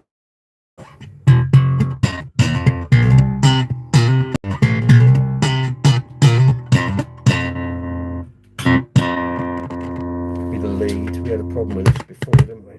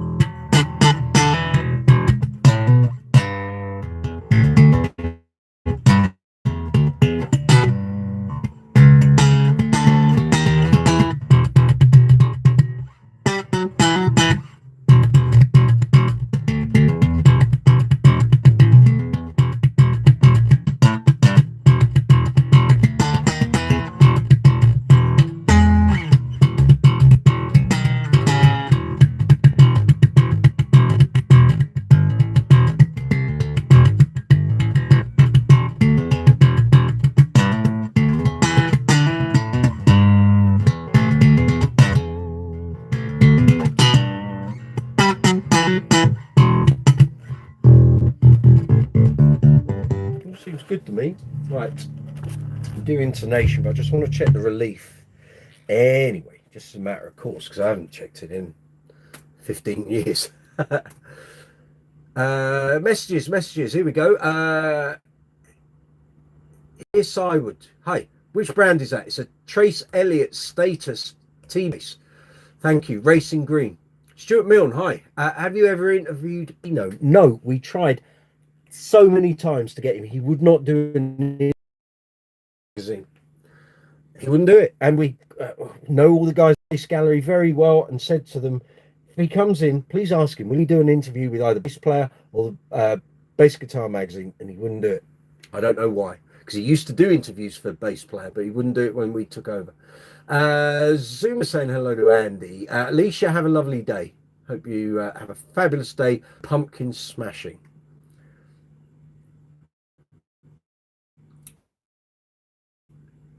Enjoy. Smash a lot for me. Splendid stuff. Beat after beat saying hello. Have you stolen his t-shirt collection yet? Is that still on your list of things to do? Axeman Maven, Mammoth, move way. Thank you. Right, we want to check the relief, don't we? Because I've not done it right. Capo, first fret. Relief is from the top, so we're going down about 17th fret, and we get the feeler gauges, and we're looking for between 15 and 18 is good. There's what's that, 16? That'll be 18 there. That'll be the 15, I think. Oh dear, I can't even see them there. Tarnish on the thing. No, that's 12. Is that the 15? Yes, this is the 15. So that's on the third, that's the 5th. Oh, that's 15. That's pretty much bang on already. 12, 13, 14, 15, 16, 18. Let's try the 18. I bet it doesn't get under there. Oh, it does just. Okay, what about 12? Yes, good. No, relief is fine. We don't need to do any of that. Right, that's all good. Right, let's do the intonation for the nation. Right. Open note, 12th note, and harmonic. So I'll mute this so you don't have to hear it. Can't say I don't care about my viewers. 12. Okay, so it's flat, so we need to go forward. Yeah. D. So G's got to go forward a little bit. That one's good. Yeah. A. That's flat too. Okay. E.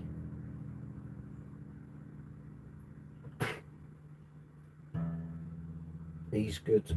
So G and the A have got to go forward, and that's. So I need to loosen that screw in the bridge, and then we can move it forward. Action's good all over. Pickup height is just actually how I like it, so we're not going to adjust that.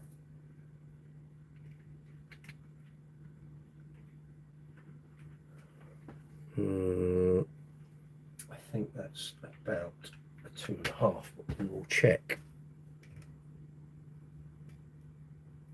Oh, it is flat. As good as that. It is a 2.5.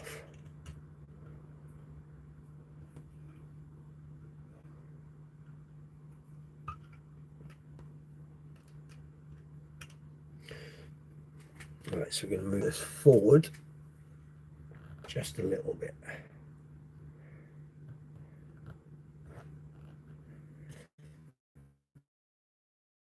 It needs to come up a bit more.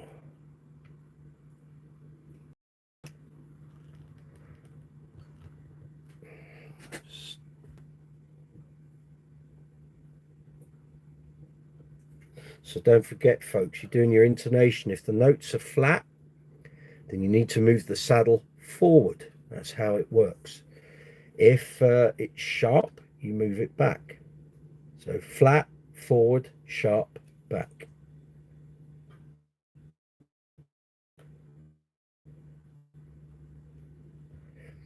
All right.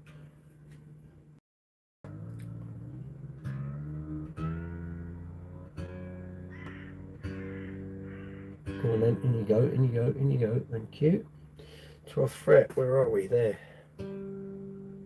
That's got it. Excellent. First time of asking. Love it when a plan comes together. Who've we got here? Beat after beat. You gotta go food pantry, get some food. That's all right. Well, I'll still be here. I'll still be here in an hour.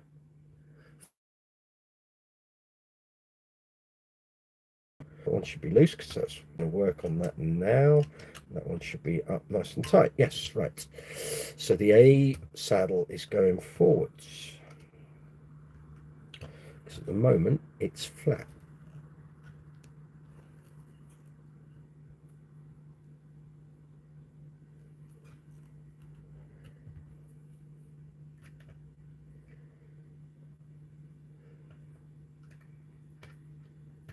If you want to help the channel, folks, you can. There's a super chat facility. At the bottom of the live chat window, you'll see a rectangle with a dollar symbol in it. And that's called super thanks. So if you want to help the channel, feel free. In fact, I'm going to take that out because this isn't moving. Could well be through inactivity, but we're going to find out.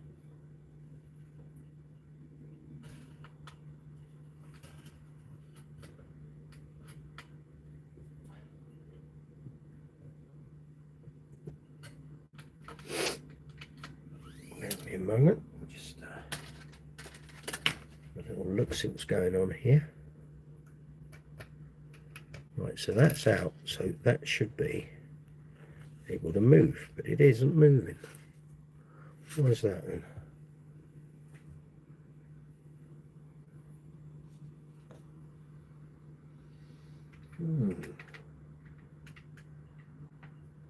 Why aren't you moving, saddle? Well,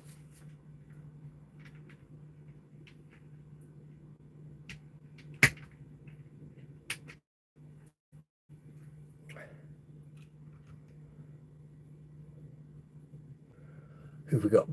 Big food donations from your local church. Okay. Oh, good. Why isn't that moving?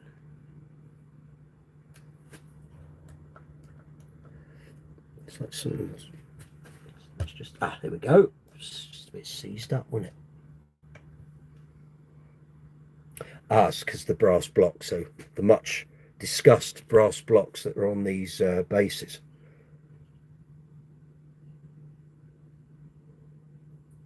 That should be good.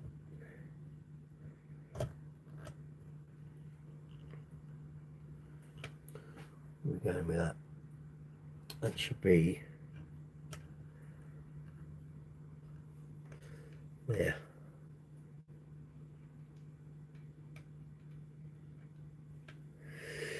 Now what you want to do is make sure that block lines up, because if those holes don't line up, you crack the block. And then they're £20 plus VAT from status, which isn't really what I want to be doing.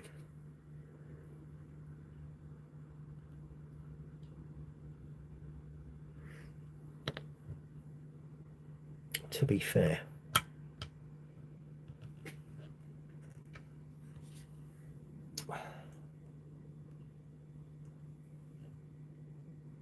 Why can't I see that hole?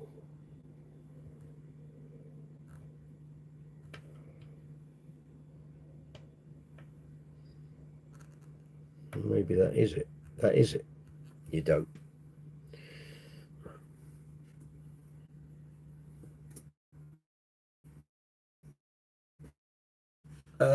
Axeman, maybe. Boss calling, got a dash. No worries. Wonderful to watch. Thanks for the banter. No problem. Good to see you. Thanks for coming in. Catch you another time. Join us tomorrow night, 8 o'clock UK time. Andy Stratford, your church does that. We call it food bank. Yeah. Dean Faulkner, what base is that? It's a status-made Trace Elliot T base, 1995. Looks nice. It is very fabulous. Bend me over. Aha, very good. Hello. Unless that is your name, in case your parents were taking the piss. Back on.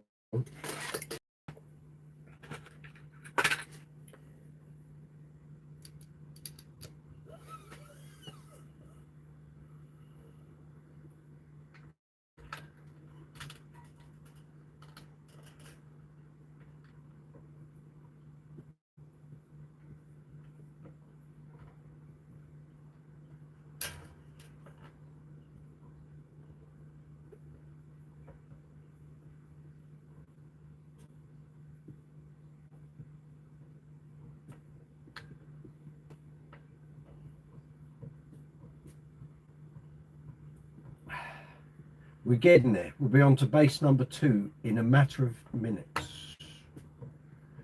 I think you'll like the base number 2.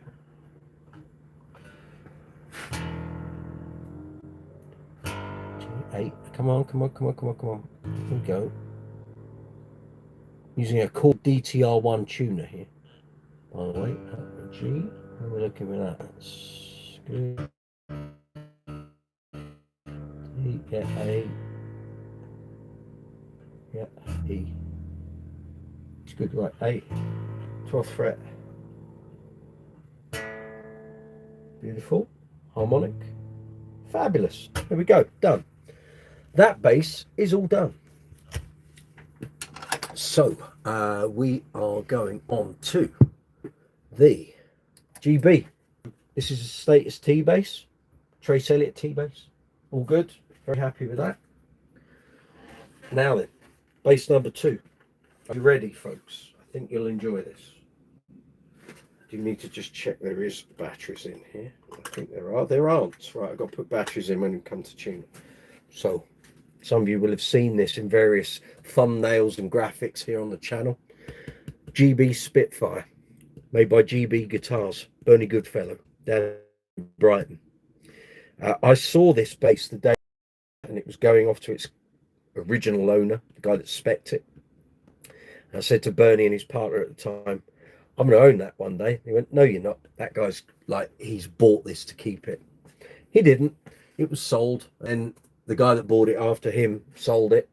And then the guy after him that bought it sold it to me. So now it's with me. It's been here since 2009. Done a few gigs, done a few videos here on the channel. And it's a fine bass.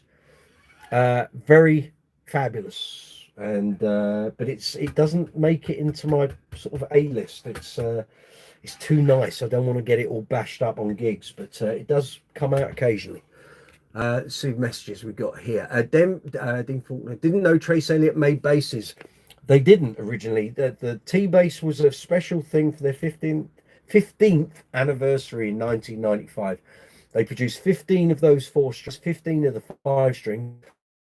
There was so much clamour for them that they ended up doing a production model which was called the T bass. That ran through 2000. It was then a dormant model until Rob Green at Status decided to bring it back with a graphite neck. So that's the story of the T basses. Onak, can you do your bass next? Yeah, if you can get it to me. Where are you? If you're in the UK, yes. If you're not in the UK, it might be a bit tricky. Then there's someone with a Cyrillic name which I can't read, but hello anyway. Westfort, lovely, correct. Andy, been waiting for all afternoon. You've been waiting since 2 o'clock, Andy. Dean Faulkner, excellent info. Pleasure, that's what I'm here for. So this is going to get a clean up.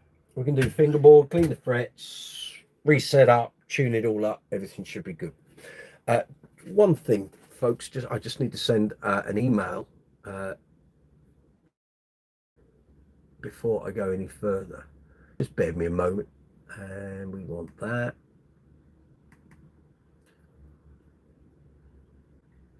Just bear with me a moment, guys and girls. I don't want to use my phone because that's filming the live chat. So I just need to send an email very quickly and I don't want to have to do it on my phone. Message.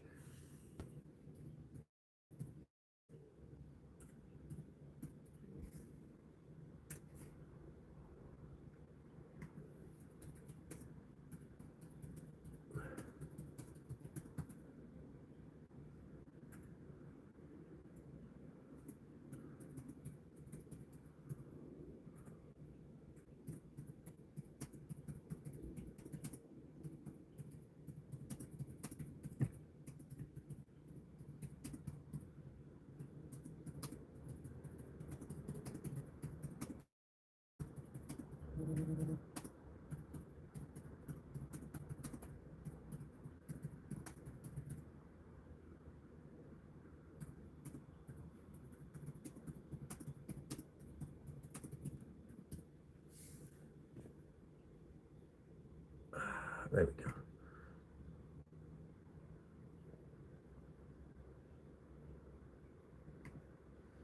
Good. Right, now we can get stuck in.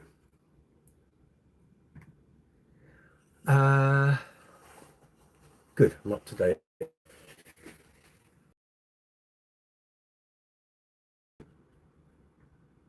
Don't forget to give the video a thumbs up, folks, if you'd be kind enough. Doesn't cost you anything. It's free to do over the thumbs up or do it on your phone. In advance. Westford, speaking of GB, to my level 42 YouTube channel released the full show, the owner extra, owner filter show. I saw that. I mean, I've got the DVD anyway, but yes, I'd forgotten how that sounded actually on that thing. So this is a different one. This is a 2005. Marks were 98, 99s. This has got the rumor circuit, so it's a bit different, tuned differently as well. But it's all good. It's all good. So we're going to take the strings off. We're going to clean the frets, do the fingerboard, give it all a bit of a polish up, and restring it, set it up, and maybe get this out on a few gigs. That's the plan anyway. Right. Let's do this. Go back in there. Hope everyone put the teeth back in. Hope everyone is doing well today. Roshan Shaji, blurry. It's probably the Wi-Fi. We're in the garage. We don't have Wi-Fi in here, so it's picking it up from our house. It can go a bit blurry. Apologies. So I'll show you a little innovation that Bernie did with this scratch plate. So any of you that can see it, I'm guessing you can. There's no screws holding it in. I'll show you the method in the madness. Bear with me a moment while I get these off. These are EBS strings, by the way. Bernie put them on, but they're nickels, not my favourites. But as and when I wear these strings out, they begin some steel round wounds on there. Not a fan of nickel strings, really. Yeah. So I've had this bass since 2009. Went down to the south coast to pick it up off the guy that sold it to me. But like I say, it's not managed to dislodge the empathy or the GB rumor as my my main bass. As lovely as it is, it's got a bit dusty where it hasn't been getting enough use. So just trying to tart it up a bit and get it ready for maybe doing some gigs over the next couple of weeks and months.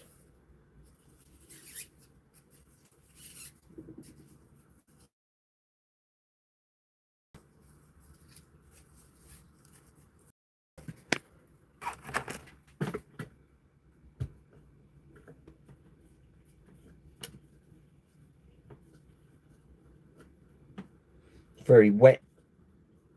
I was going to say chilly, but it's not that chilly today. It's about 15 degrees, but it's a very wet London today.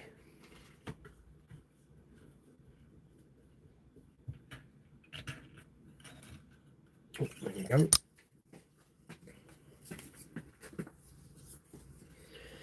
So, quilted maple cherry burst finish, tortoiseshell scratch plate, gold hardware, bird's eye maple fingerboard and neck, GB circuit and pickups.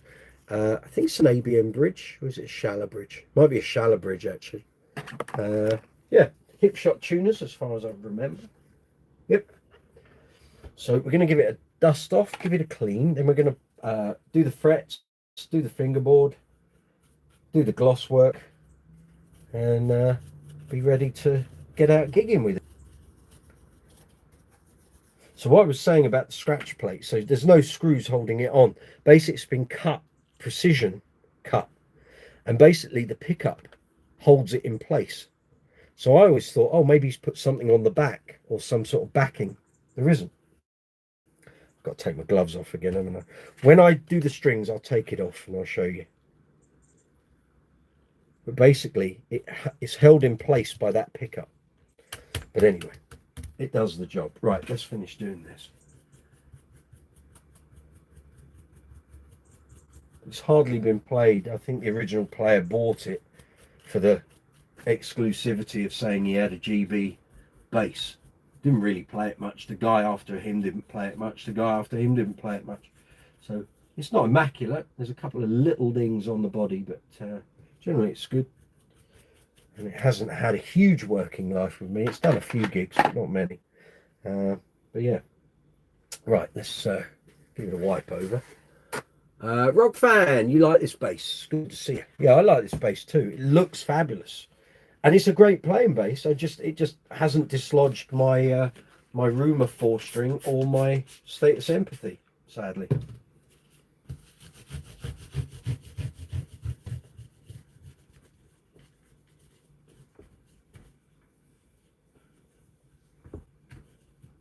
It needs a clean. It needs a bit of look after. So we'll give it. It can have all that.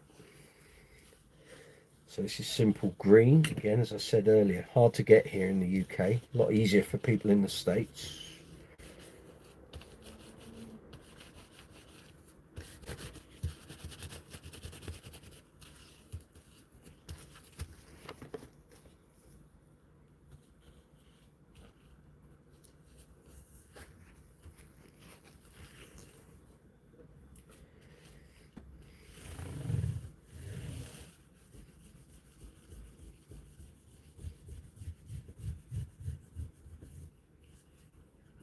Flip it over.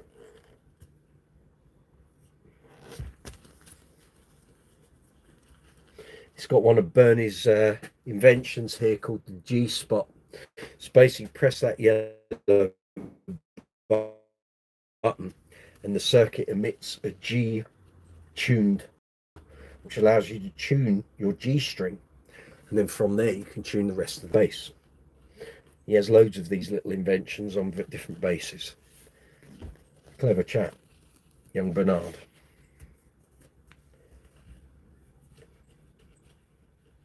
He won't be watching this, but hope you're well, Bernie. Hope your mum's doing okay.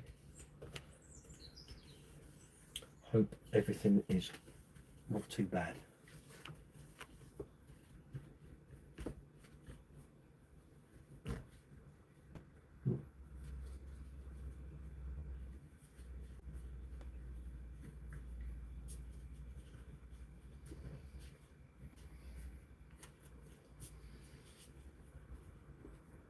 It's a bit loose. Not having that. No, no, no, no, no.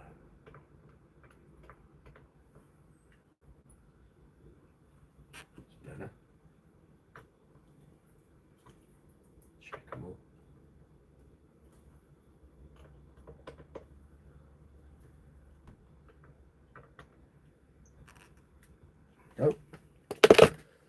Oh. Rowan.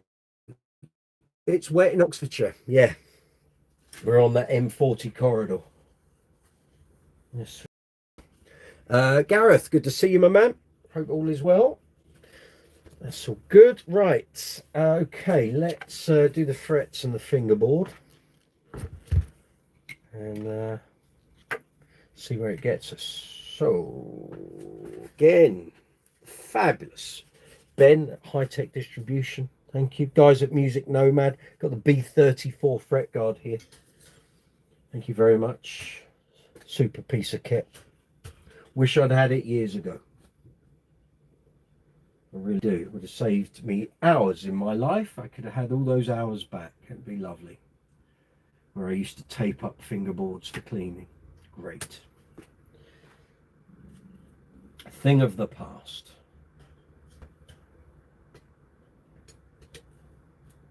I will put links through to all the products I've used today.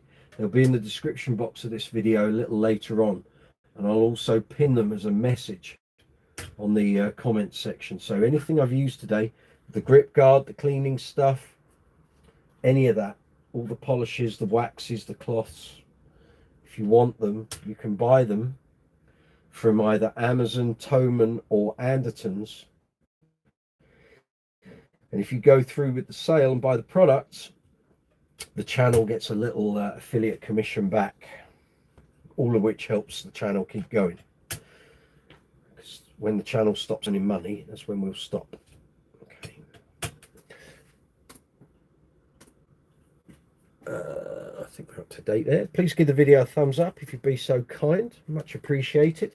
Right, fret erasers, isn't it? Let's do it. So I don't think these frets have been cleaned since Bernie made this base 20 years ago. I was there the day it was finished. I can't remember what I was down there for. I was in Brighton, probably for a gig with my own band. And I popped in to say hello. And he said, "Cool, come and look at this." And he was waiting for the guy who was buying it to come and pick it up. It was finished. So yeah, I think he had 2 or 3 bases there that day. All of which waiting for their owners, their buyers, the people that commission them to be made, to come and collect them. Like I say, I said to him, and Deborah was there, "I'm going to own that one day." "No, you won't. There's no way. That guy's not going to sell it." I said, "Well, we'll see." We'll see. And I remember when this came up on eBay, and the guy I bought it from, and I knew what it was as soon as I saw it. I went, "That's that base." And once I bought it and I went and paid Bernie a visit, he checked in his book. He said, "Yep, it's that one." So I knew it as soon as I saw it. I remember the plate. It was actually a featured base on his website with photos for quite a while. He and Deborah called it the Christmas tree base because the finish looks like a fire.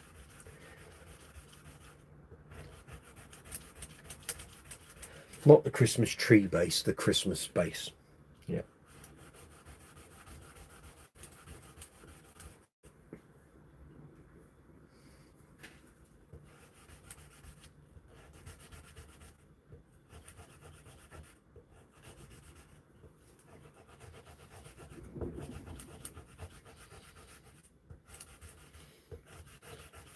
A lot of rubbish coming off these frets, that's for sure.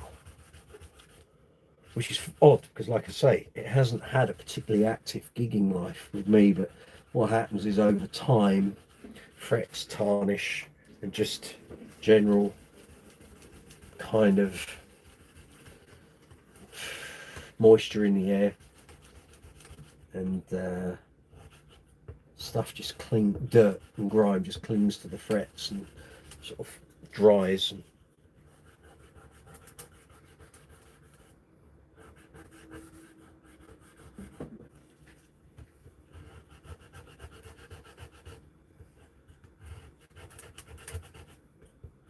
there we go. Got to get into the sides of the frets here. So originally, I think the original person that commissioned this base asked for mandolin frets, and I know when I bought it there was an issue with the fingerboard. It was not moving, but it had done something, and it was to do with the fret wire. And Bernie had said I didn't want to use that, but the guy was insistent, and so I ended up taking the base back to Bernie about a year after I bought it, and he sorted it all out. Gareth, mate of yours has an Empathy 6-string bass for sale. He wants 2.5 and would let me pay in instalments, but put off by the fact it's a 6-string. Well, unless you're going to play a 6-string, it's a hell of an investment. A great bass, absolutely a great bass, but you're going to play a 6-string? You're not going to use that down the pub, are you? If you're on a theatre show or something and you can make it work, then that's fine, but you've got to weigh up. Otherwise it's going to be a bass that's just sat there doing nothing, and 6 strings are hard to shift. It's a fair price, but they're hard to shift. Me too, Gareth, can't get on with a 5 or a 6 string. I can handle a 5, and I do use them. I've got 4 of them, but unless someone asks me to, I'll always prefer a 4.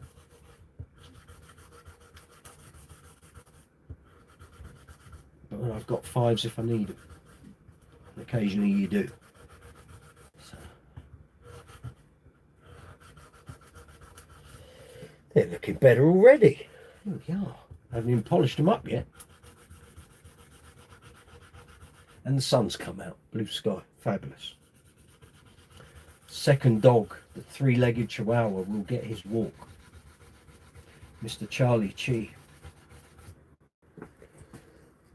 Yes, indeed.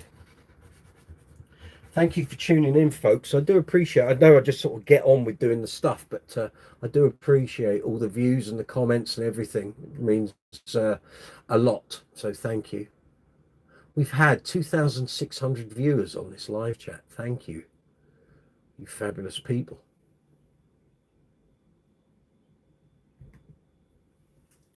If at any time the feed freezes up, just refresh your window. We have bad Wi-Fi in this garage. Wi-Fi is in the house, obviously. It's trying to get onto that, but the walls are fairly solid, and the mobile internet where we're based is dreadful. The phone signal is dreadful, so just bear with me if you have to. Rock fan, great stream. Thank you.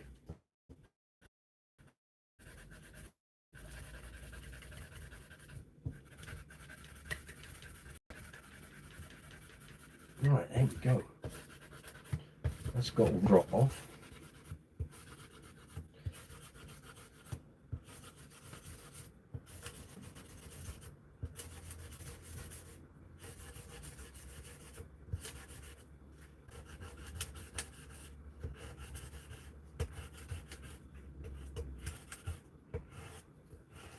Oh, that's good, Mike. Just cut your glove open, you fool. Oh well. Not to worry. You can go in the bin afterwards.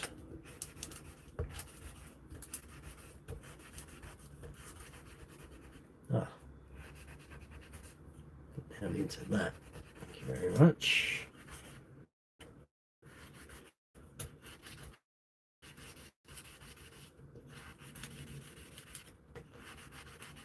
Cool.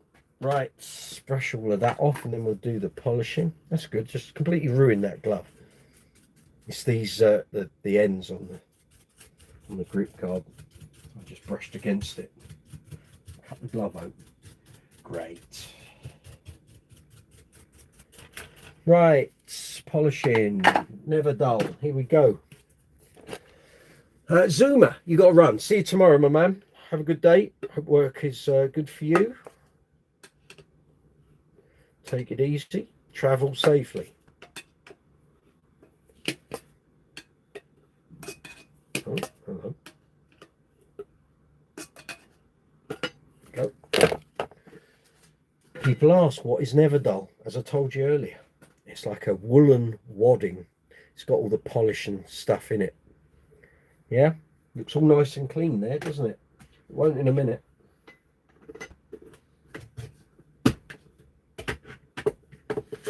What's this?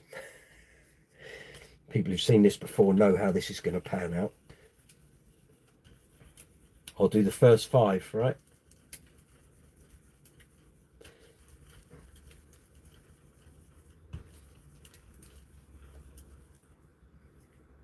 Yeah, that's what it does. That's why you clean your frets.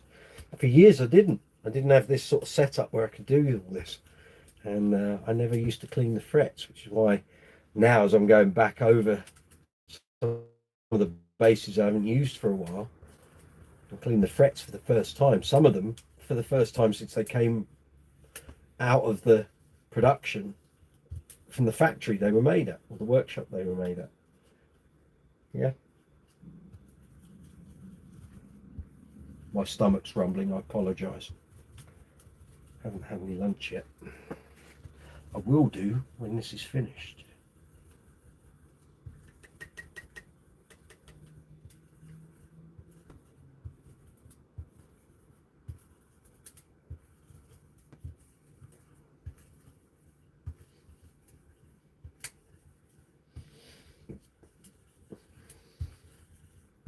Got any questions about basses, bass amps, bass guitars, bass effects, bass accessories, strings, cleaning materials, gig bags, anything? Great bass players. You want to talk about great bass players? We can do that.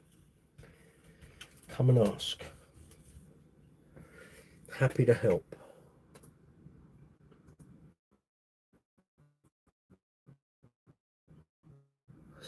Oh, there's a few messages. Stuart Milne, the dirt keeps the funk. Ain't that the truth? If you can do these things with your bass by yourself, it saves by doing it yourself. Very helpful. Such a lovely chap. You're quite right, Andy. Westport, what's my favourite status bass? Can't choose the empathy. Ooh. Hey, now you're asking.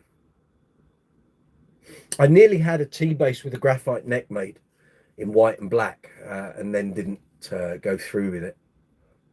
But T-bases aren't my favourite status base. I think just for the fact of how it sounds compared to all the others, Series 2000, because there's no other status sounds like it, as far as I can tell. Yeah, I'd say that if I can't have an empathy. But the Matrix, you know, the Matrix. I'm a lover of the Matrix, I have to say. What's your favourite Westfort if you couldn't have a king base? Martin Beaneck, best base you've played. Well, I'm very lucky that a couple of the bases I've got would feature on that list. I haven't played a Series 2 Alembic in about 30 years, and that's kind of my holy grail. But I know how difficult they are to play because of size and weight. There've been a number of bases I've played in my base playing life that I've played in shops and really should have bought and didn't. Best base I've ever played. It's hard. I mean, my GB Rumour 4-string is up there. My empathy is up there. My Kabikis are up there. They play like nothing else. Amazing to play. Very comfortable. Ergonomic. Sound great. Just wish they had a mid control. And I would love a 34-inch scale Kabiki, to be fair. But there aren't many of those about. And those that are now serious money. I'm trying to think if there's anything I had for review. The Dingwall Z3 was a head turner, I have to say. I was very impressed with that. We had so much stuff. Look, I've done reviews on nearly 700 pieces of equipment, bases, amps, effects, cabinets. Cool, blimey. I don't know. It's a hard one, that, because I have played so much. It's hard to pick one thing out. This is the muck off those frets, by the way. Andy, yours is your king bass. You also have an S2. Very good. James. Ooh, is that a guitar or bass? It's a bass.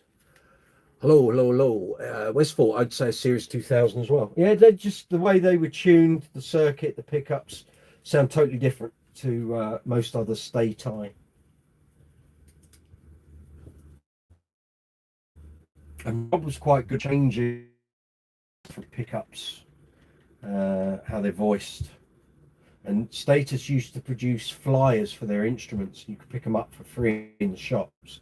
They're now housed on Stay-Tie, the website. You can go in there for reference materials, and you can see the frequency charts for those, for each bass. Amazing how different they all were. Yeah, look at those nice gleaming frets. Woohoo! I'll take that. Here we go. I'll let you see as far as I can take you with that nice shiny frets. That's what we want. That's the deal. Just get these strings out of the way. There we go. Hopefully you can still see most of what I'm doing. Sorry, I'm relocating the camera here. There we go. So that's that. So now we're going to clean the fingerboard, then we're going to do the gloss work on the body, and then restring, setup, intonation, neck relief, all of that caper. And we're done. And tomorrow, on tomorrow night's live chat here on Brooks's Bass Corner, we are doing it from the workbench. We're doing it from here. I've got a couple of basses that I do need to be using very, very soon, and they need a restring, they need cleaning, they need setting up, they need the bells and whistles, so they're going to get it.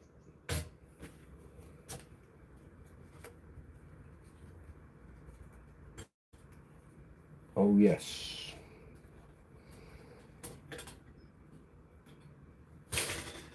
They are going to get it. That's good, isn't it? There we are. Let's see, messages here. Stuart Milne, when setting up a P-base, should the pickups be straight or slanted? Start with straight, because not every P pickup, every split core pickup is the same. Even if they're all Fender, they're wired differently, depending on different years, different factories, different production. So start with them straight, and then take it from there and see what the output is. Because one part of a split coil might be good and the other part might not be. So that's when you start bringing in the slanting thing. So generally try and keep them straight if you can, but if you can't and you have to start slanting them to get either more or less output, then so be it. Don't forget, you can always shim the neck as well if that's an issue. Joe Wolves. Hello, mate. Hello. Westport, our buzzard when I was an Entwistle fan, very good, which I am still, but prefer the King base. Well, the buzzard's a big old beast. Whether it's status one or a Warwick one, they're big old beasts. They are. Take a lot of carting around. Worked fine for Entwistle because he's a big chap. But for us mere mortals, not so easy. Nice base. Thank you very much. Cheers. Don't forget.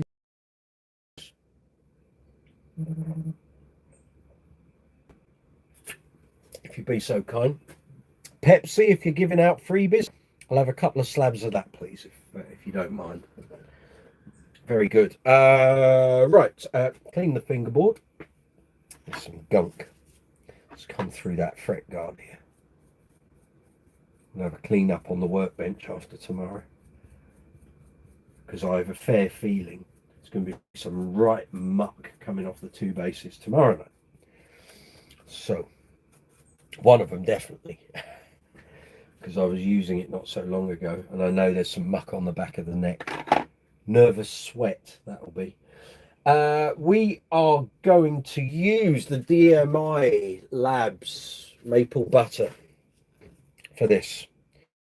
Available in the UK from Base Direct. You can buy it online. Not so easy to get here in the UK, but £8.99 for a bottle.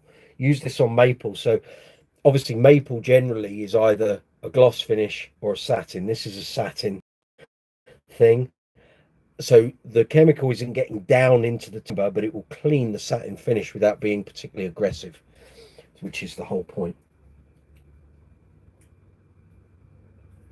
Okay, that can go up here, and we want a bit of that, don't we? Bradley Bry Vinzan, what guitar is this? It's a GB Guitars, made here in Great Britain by Bernie Goodfellow, based down in Brighton. This model is a Spitfire. It's Bernie's take on a jazz bass, so it has all the kind of design elements of a jazz without really sounding like a jazz. This actually has humbuckers, GB humbuckers. You can ask for single coils if you want, but these are GB humbuckers on this, so it has all the sort of visual elements of a jazz bass without actually really being a jazz bass. Amazing circuitry, 18 dB of cut and boost and EQ. Any guitar or bass that you buy from GB, from Bernie, you can have the circuitry spec'd how you want it. So basically he gets his electronics guys to do what you ask them to do. And even if you buy a second-hand GB, or you buy it new and you want it changed further down the line, you can. You just take it back to Bernie, say, can we have more of that or less of that? Yep. It's all good. So there's the dirt. So that this stuff does work. But like I say, this hasn't been a heavily gigged bass with me. So, and I cleaned this many times when I first got it. So it's all my grot on it, not anyone else's, thank God. Which is another reason why you clean your frets, and should have done that years ago on most of my basses. Why do you want other people's grot on your bass? You don't.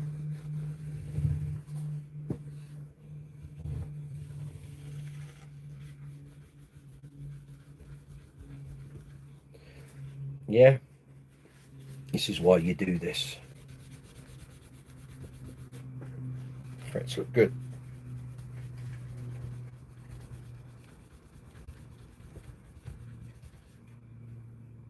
Yeah.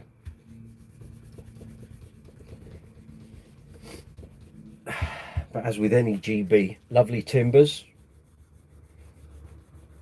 only the best for Bernie, of course. Andy Stratford, done that. Gwinsey, hi. Neil Noble, do you like Jerry Garcia's guitars? Absolutely. Neil Noble, Jaguar or Jazzmaster? Neither. It's a GB Spitfire. GB Spitfire. Based on a Jazz, Bernie's take on a Jazz, but far better than any jazz bass I've ever played, put it that way. The problem is, for a lot of people, you won't ever get to play a GB because there's so few of them. They aren't made as production basses, they're made as individual custom orders, and they do come up on second-hand market, but if you want a new one, you're looking at about £3,000 plus, depending on what you have in done. But each one is a custom build. It's not like a production line. There is no production line. Bernie makes each one from scratch. Well worth the investment. I've got 4. So I've got this Spitfire, I've got 2 4-string roomers and a 5-string roomer. One of the roomers has got single coils in, so it sounds very different from the other one.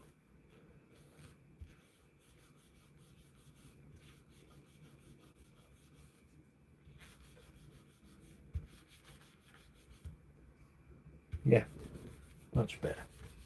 So now we're going to do the gloss work, and actually I'm probably going to take my gloves off, get this scratch plate off. Sometimes I use this bass without the scratch plate, more often than not.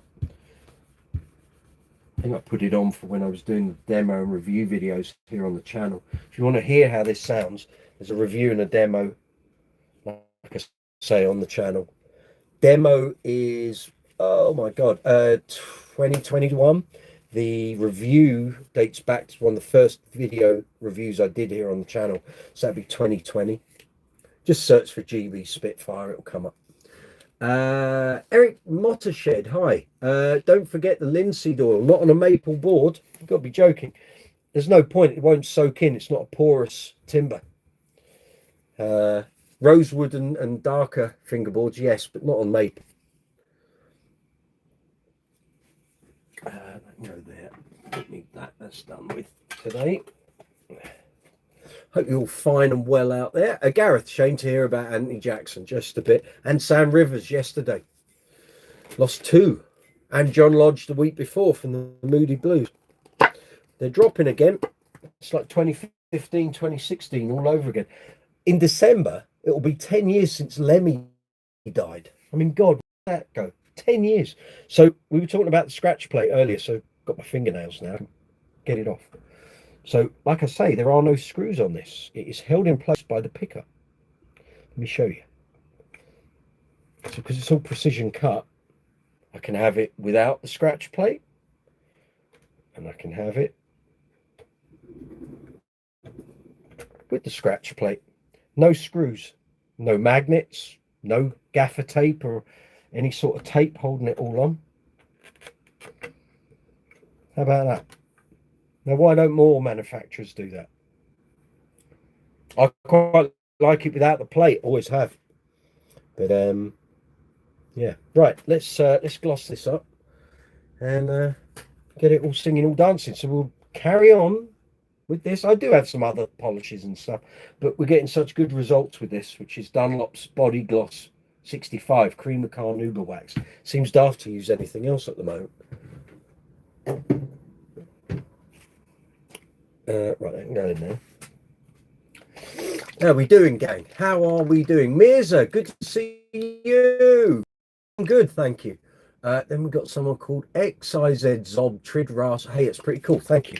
Talk bass guitars, bass amps, bass effects, setting up Workbench, all of that. Let's just see how the analytics are. I just want to check everything is good. It's all working fine for you guys. Just bear with me a moment. Yeah, that's all looking pretty good. That's looking pretty good, thank you. Those of you watching, those of you subscribing, I know I get people asking me, why don't you ask people to subscribe? I don't. I find it a vanity metric, because it's fine if you're after sponsorship deals and all of that, which I'm not necessarily, because I find that quite intrusive to making videos. And can't guarantee that even if you're a subscriber that the algorithm will put my stuff forward to you, even if you're a subscriber. The most watched video here on the channel has 26,000 views. I don't have 26,000 subscribers. And by the same token, lots of my videos don't have nearly 5,000 views on them, even though I've got nearly 5,000 subscribers. So to me, it seems a bit daft. If you want to subscribe, then please feel free to do that. I don't ask you to do it, but if you want to do it, that's all cool. Not a problem. Not a problem for me at all.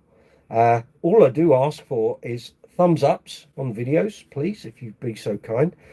Leave comments in the comments section, and feel free to share any of the videos you find here on the channel out onto social media, onto base groups, base forums, base channels, all of that.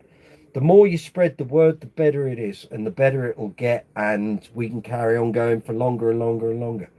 I plan on doing this channel for the next 20, 25 years, fingers crossed, health allowing, and sharing as much of what I've gained over 37 years of playing bass, 30 as a professional. 30 years ago, I just turned professional. I was in a glam rock tribute band playing across the UK and across Europe, and I just turned self-employed, and I'm out in the big wide world earning money 30 years ago. I remember it as clear as day, as though it was yesterday. And yeah, different time, different world. Crikey, how things have changed in the world since then. Didn't have a mobile phone. Had a PC with 8 meg of RAM in it. So daft, isn't it? Didn't have a car, and didn't own a house, that's for sure. I was renting at the time in Putney, down the road from Simon Le Bon, funnily enough, in West London, southwest London. So we just let this dry up on here, and then we're going to buff that off. I don't know how it looks to you on the screen. Probably not that different, actually. Let's see. Should go all like a bit misty. Yeah, lovely finish. I'm sure you'll agree. I'm a bit of a sucker for a cherry burst, especially on a quilted maple top, of course. I hope you're all good out there. Hope you had a good weekend.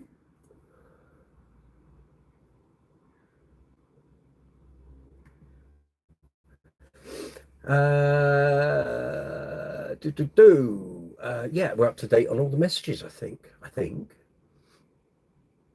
we've had 47 likes. Thank you. We've had over 3,500, so the likes are limping along a little. But if you're watching, if you've tuned in, please give the video a thumbs up. It doesn't cost anything. It doesn't cost a penny. You help me, help the video, help the channel. Fabulous. Yeah, just got to blow my nose, gang. It's a bit cold in here. A little cold. Need to get the heater on. But yeah, so tomorrow night, Tuesday night, 8 o'clock UK time, live chat 136 here on Brooks's Bass Corner. We are going to do it from here. That need some TLC, and yeah, should be good. Should be good. Looking forward to it, because those basses need restringing. I need to get them out very shortly. They're earmarked for a couple of gigs, so yeah. Come on, Wax, dry up, will you? So if you've got any questions, fire away. Anything you want to know, anything you want to ask, anything I've done today. If you think there's a better way of doing it, tell me, then we'll agree I'm right. So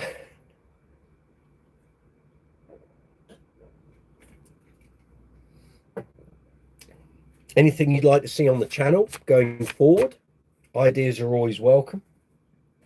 If I can fit them into the schedule, I will.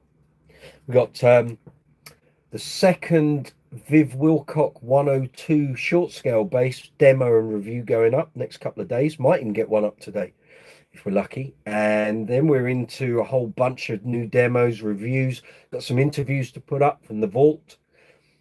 And we're going to do some comparison videos as well. Try and look at where I've got two basses, either by same manufacturer or different manufacturers, and we're going to compare and contrast them. Some more shorts going up, more Workbench live chats. It's all good. It's all good. Thank you for joining me on the journey. You know.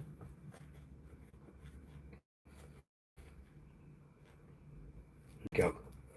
See that smeary uh, wax laden finish is now going to pop. Get ready.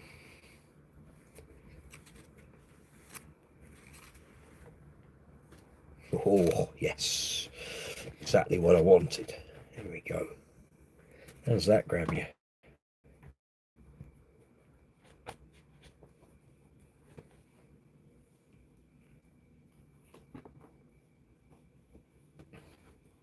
It does the trick, this stuff. If you want to buy some yourself, there will be affiliate links in the description box and the comments section a little later. Well, after this video is finished, I'll be putting the links up. So refer back to it, and you can help the channel if you buy through the retailers we have affiliate links with Amazon, Thomann and ANDERTONS here in the UK. So if you want to buy any of the products I've used or am using, and that's what I want, and you can help the channel. We get a small affiliate commission once you buy the product. Just buff up the bridge a little. Like I say, this base is 20 years old in December. Not bad going.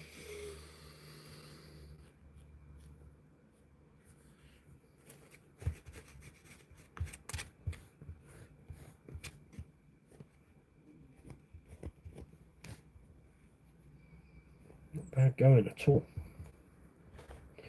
Here we go. Right, we'll do the other side. I'll show you the gloss finish.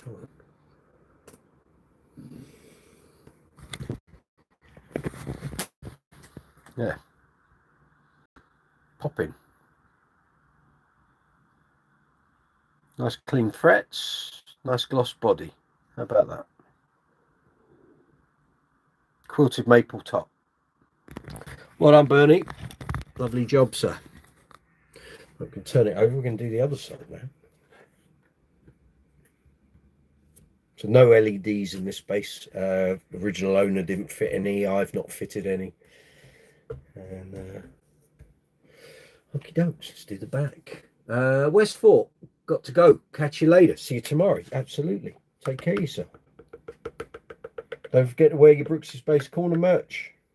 Lovely West Fort bought a t-shirt and a hoodie the other week. If you want Brooks's Base Corner merch and you're thinking merch, he's got merch. Yeah, I've got merch. I will have links in description box after this live chat finishes. But if you go to any other video here on the channel, you'll find links through to the merch.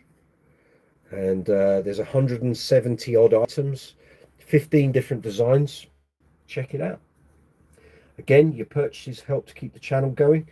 Please use the merch links in the description box. Don't necessarily use the YouTube merch shelf because we lose 45% of the affiliate commission. If you do it through the links in the description box or the links that are in the other video description boxes, we get the full affiliate rate. Thank you in advance. If you're tuning in and someone's told you that we're selling a Mark King quote shirt, it's the level 42 approach, the end of the World Machine at 40 tour. Yes, there are t-shirts and mugs. So basically they're quotes from well, it's not just Mark King. There's a Lee Sklar one, there's a Nathan East one, there's a Chris Squire one. From interviews I did with those fine gentlemen for Bass Guitar magazine.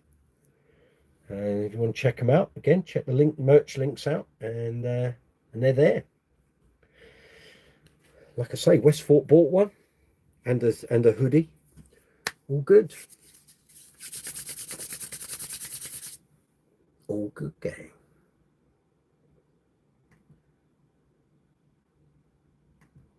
I tell you what, people subscribing to this live chat, keep going, gang. We're going to get over 4,800 subscribers. So thank you. If you're watching and you want to help most important. Sharing is good. And yeah. Sorry, my stomach is rumbling. I need food soon. We're nearly finished anyway. If you've got any questions, please fire away. Let me know. Do my best to help as much as I can.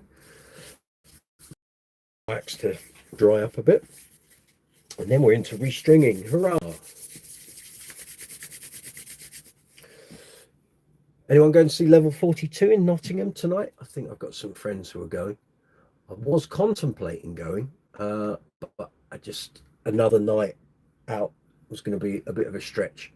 And I've got so much to do here that it was fine. 52 thumbs ups. Fabulous. Thank you, gang.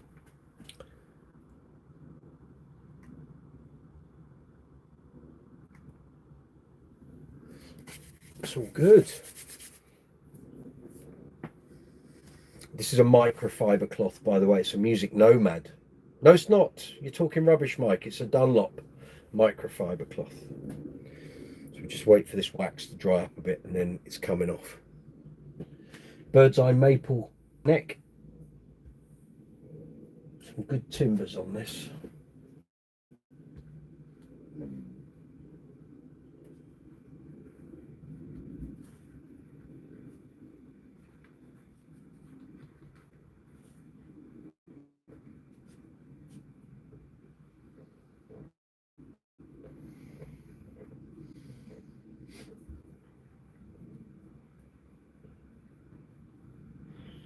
Got to start running the Queen materials. We've got 2 Queen gigs this week, Friday and Saturday.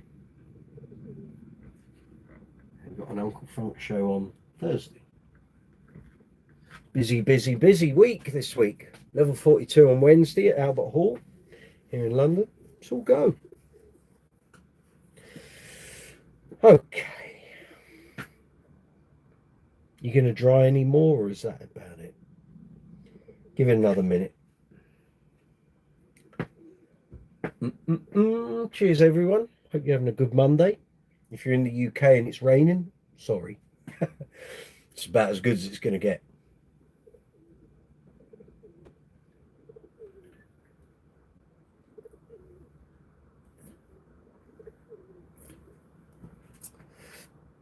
Very good.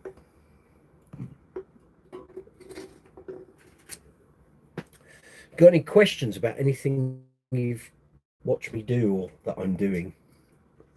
Feel free, and I'll try and help. Right, let's get this off, shall we? Oh, look at that. That's lovely.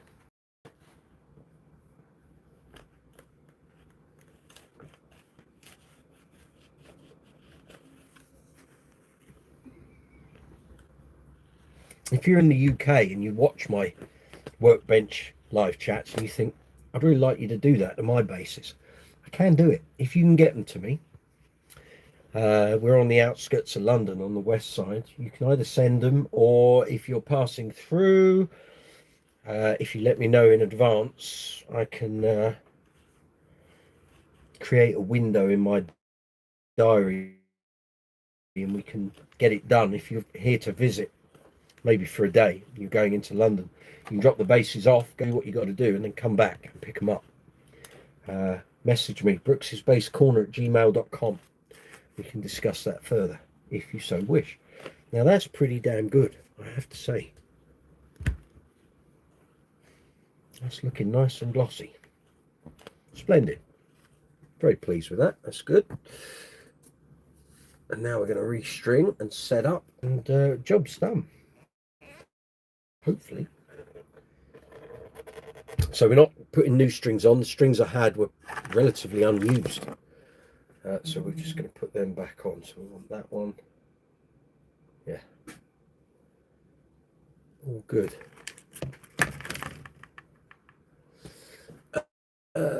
Bend me over. Do you degloss the back of the neck?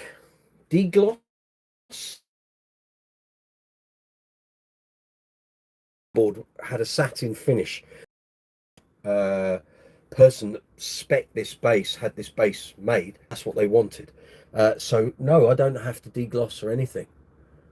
Are you asking me if I would? You can degloss a neck just with sandpaper. It's an easy enough thing. Personally, I prefer a gloss neck. I think the bases sound better if they've got a gloss neck. I say that based on having sat with a bunch of Spectres back in 2008. Some were gloss finished, some weren't, and the necks were gloss finished or they weren't. And the gloss neck, all of them sounded better than the ones that weren't gloss neck, to my ears. Hence the two Spectres I've got a gloss finish all over. So, but that's just my take. Some people prefer satin, some people prefer a matte finish, which isn't the same as satin. There is a certain matte finish you can have, but I prefer gloss. I always have. I think it offers the base protection, especially if you do outdoor shows. A satin or a matte finish base, you're prone to the elements and the timbers moving, atmospheric changes, humidity, all of that.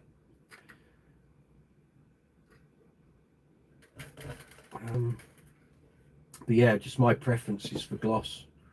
Always has been.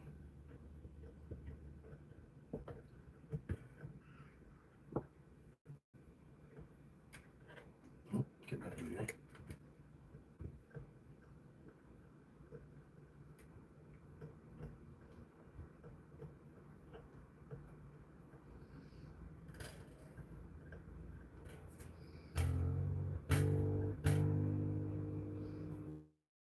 Go. Two more.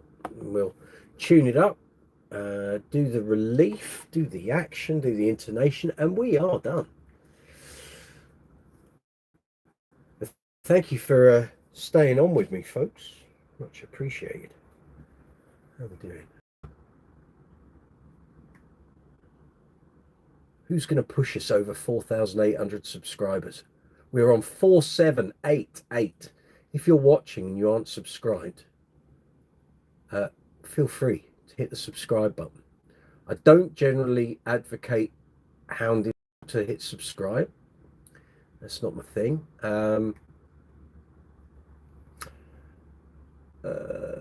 Sorry, someone's asking me on the community tab what I thought of the lighting at level 42 on Saturday. I think there are problems again. There was no too much backlight for recording video. All right, I'll deal with that later. But yeah, if you want to hit the subscribe button, feel free. It's appreciated. Thumbs up is the big thing. What strings am I putting on? These are EBS nickels. So EBS do make their own strings. These, Bernie used to have boxes and boxes of them, obviously, because he was the EBS distributor. And he put these on. And I remember saying to him, why have you put nickel strings on my bass? He said, well, I thought you liked nickels. I said, I hate nickels. I want steels. And they were a brand new set of strings, and he'd set it all up before I got there. So it was a bit, what's the word? Disingenuous. And I wasn't appreciating, you know, I can't remember what the word is. What's the word I'm looking for? Ungrateful, probably, that he put a brand new set of nickel strings on. But I said, have you not got any steels? He said, well, no, I haven't got any in the box. I said, well, then nickels it is, isn't it? But I'm just not a fan of nickels, generally. Bend me over. Shouldn't these bases called BG, not GB? Yeah, I think that's all part of the game. Bernie's a funny chap, if you don't know Bernie. So, yeah, his initials. And I think that was also in the Spitfire. Can be a funny soul. A funny soul. Ask him yourself. But anyway, he makes a good bass, put it that way. Well, I hope he does. I've got 4 of them, so if I haven't worked out that they're not good by now, I'm knackered, really. Andy Stratford, you still watching? Gonna be firing this up in a minute.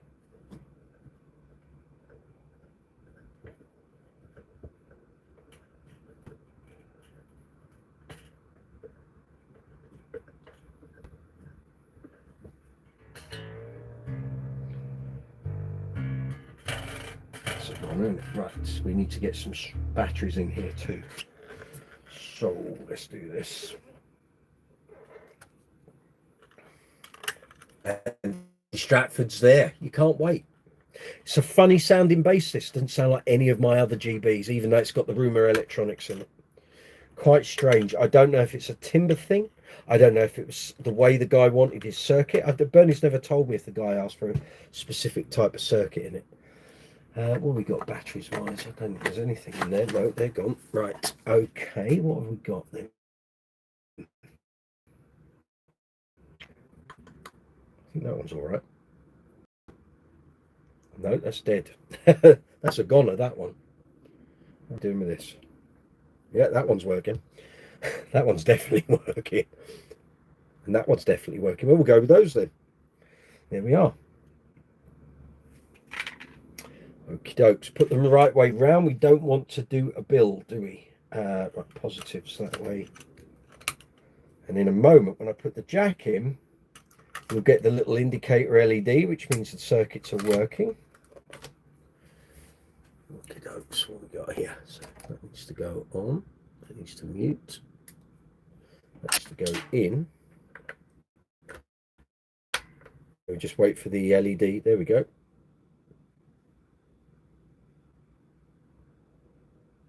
There we are. It's all working fine.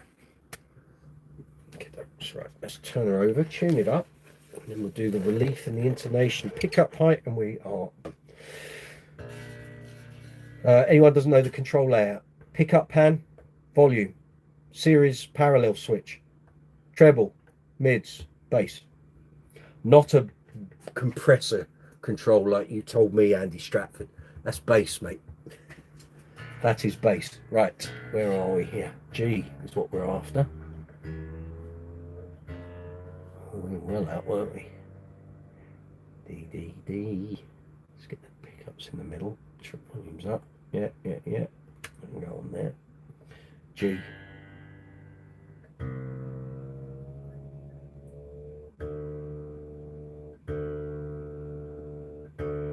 Come on. There we go.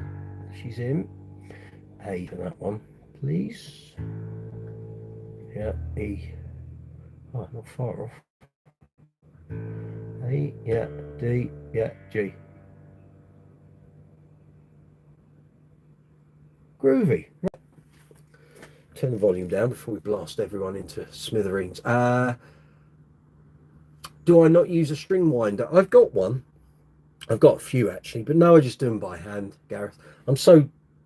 I don't have a huge amount of space that it's just another thing to clutter up the workbench. Andy Stratford, yes, mate. Oh, there we go.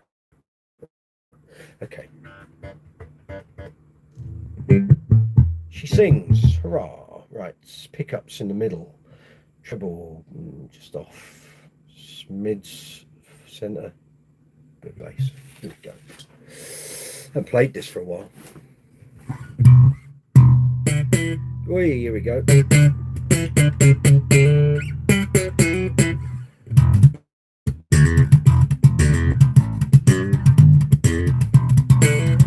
Oh.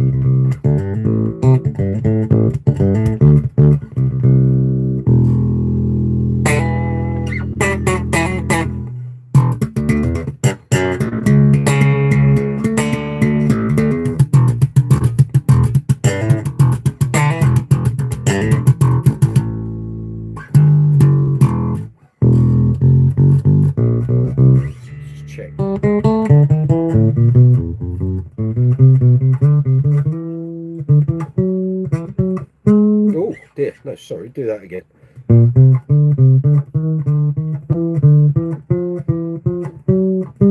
No, it's all good.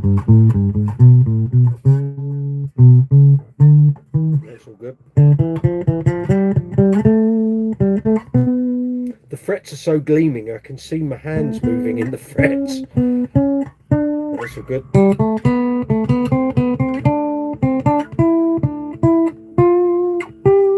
It all seems good.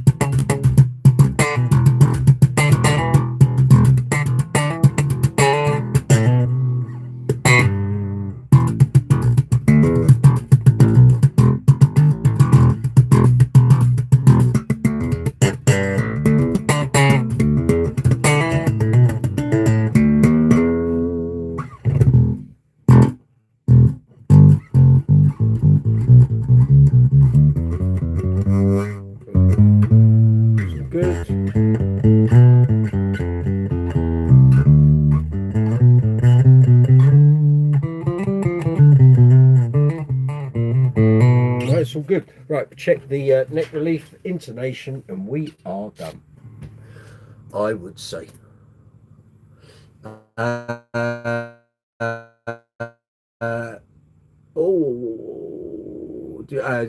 you just assumed it was compression. I've never known of any bass or guitar that had a compression control on it. I've known of carvings that had built-in phasers, but never compression. No, it's bass. What happens is as you turn bass up and it's filling the lower frequency spectrum, it can sound like there's a compression going on. But what's happening is the frequencies are overtaking the mids and the upper bands. That's the way that works. Michael Adekoga, good to see it. Your guitar's a white noise from the treble knob. How can I go about it? Depends what's going on, whether the pot is dying.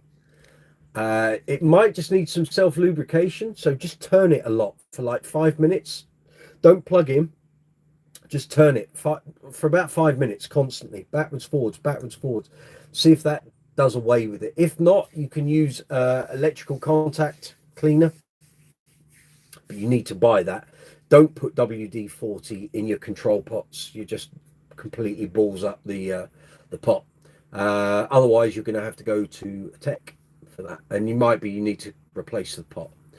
Gareth, what amp do I have on the bench? It's a Hartkey HD25. Here you go, one of those. Yeah, I picked it up for about 40 quid off Amazon. Oh, that's not great for you, is it? There we go. Crazy cool world. Hey, on this festival of lights, may your life shine brighter than ever before. You'd need it. You'd need a lot of bulbs. Happy Diwali. It's so nice to hear. Well, pleasure. That's all right. That's okay. Happy Diwali to you.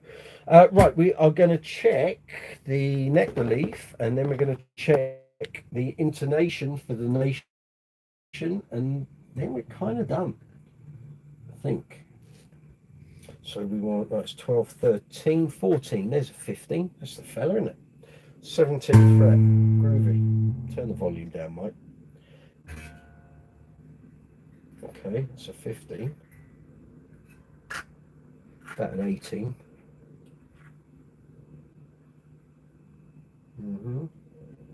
Might be room to give this a little tweak, you know.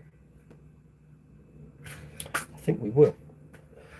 Yeah. I think it's a 4.5. Could be wrong. Usually am.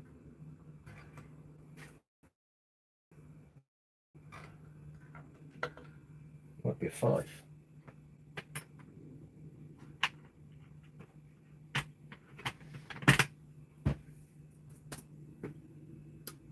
Yeah. 58 thumbs ups. Thank you, gang. We have had, hold on, go to the analytics. Let's have a little look, shall we? Okay. As we're on 4788 as we were a minute ago. We're not going to probably hit 4800, but that's okay. It's okay.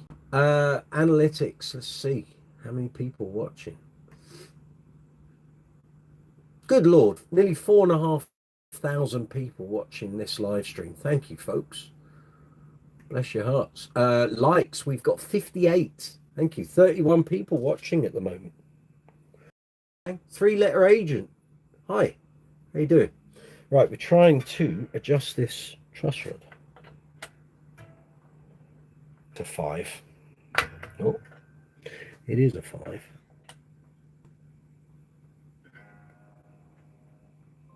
Isn't it? It is. It ain't going in.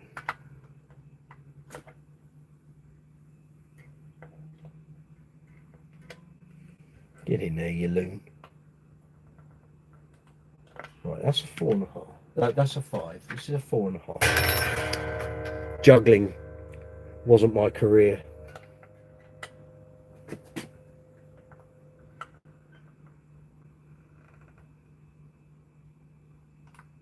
Are you going to sit in there or what? Right, it's not 4.5. I think it's an Imperial. If I might be so bold. It might be a 3/16.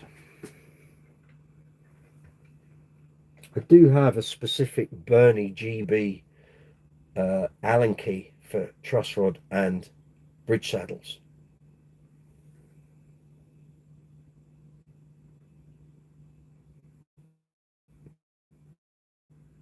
It might be this actually. It's moving too freely. That's why I'm a little okay. Right, so if we're going to loosen off a 1/4. See, this moves way too easily. A lot of truss rods you have to fight against. Right, turn it back a 1/4. And then we're going to go for a 1/2 turn. Right, let's see how that is. So it's a 3/16. But Bernie did give me the proper truss rod for GB truss rods when I bought my first one. And I've got it in my bag. Goes with me everywhere actually. Which is a little bag of truss rod. Give me a little bag of truss rods. That'd be good, wouldn't it? A bag of Allen keys for the most common truss rod sizes. So we do it again. 15. Let's try it. Oh yeah. Now we're there. So that just needed literally a 1/2 turn. Yeah, it's good. 18 again. That's barely getting under there. Yeah. Yeah. 12. Oh yeah, liking it. Let's just check the straightness. 34. Get that off.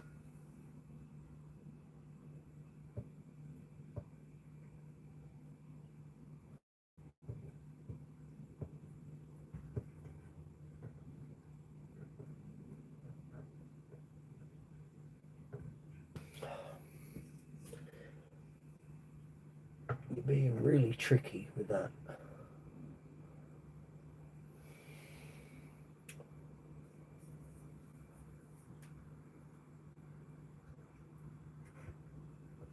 No, it's a 35, you dope. So it's going to be that way.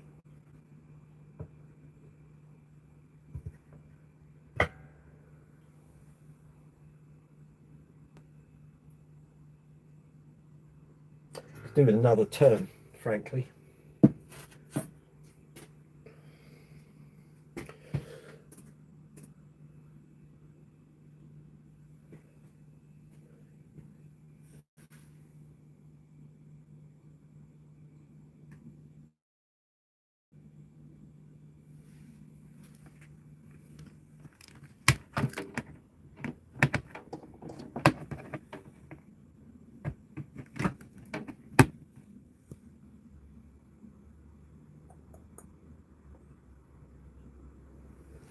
Here we are. Right, give this another. So don't forget, truss rod education. Left to loosen, right to tighten, but check your manufacturer's website and documentation before you do it. Some manufacturers do it the opposite way, but general rule is left to loosen, right to tighten. Okay, and you always loosen by a quarter turn minimum to make sure you aren't at the end point of the truss rod's journey, because if you are and you tighten it and there isn't any room, it's going to go pop, and then you got to get a new truss rod fitted. Not cheap. So we've already done a half, so we're going for another quarter. Okay, come out of there. I have to say, it unnerves me how easily this truss rod moves, but it is a Bernie, so it's not surprising.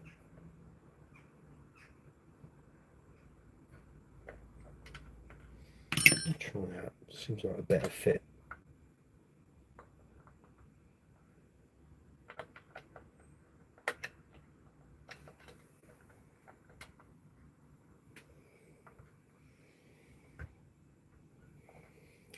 I think that's.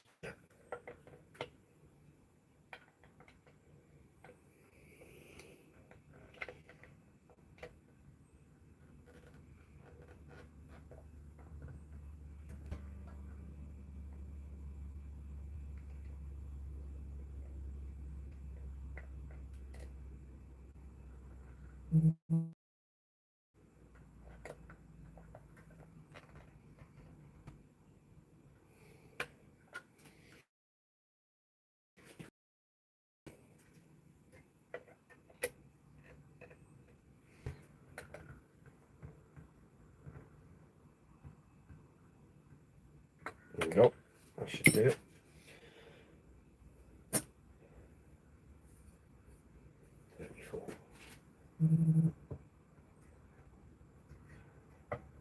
That's it. Got it. Thank you very much. Beautiful. Right, that's done. Intonation. Pickup height is good, because Lordship set it up some time ago, it should be said. That can go.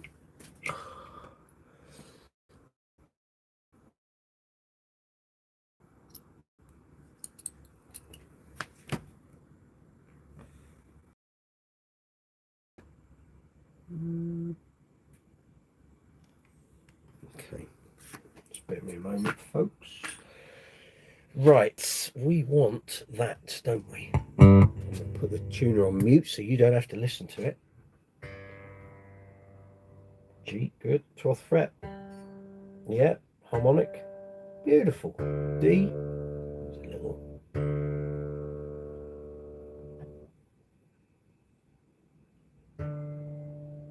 It's good.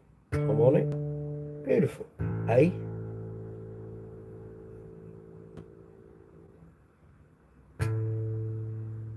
It's all good. Yeah. E.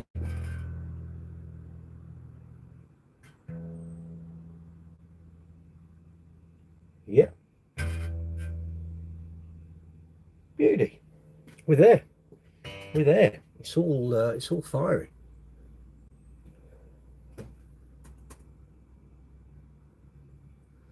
It is all good. Right, what do I want to do there? Yeah, that's fine. Just bear me a moment, folks.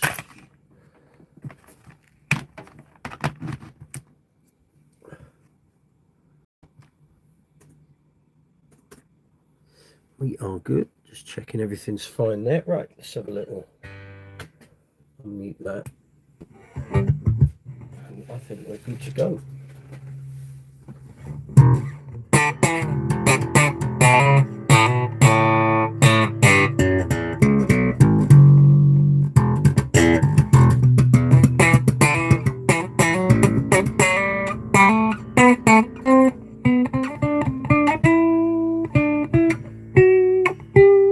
Good.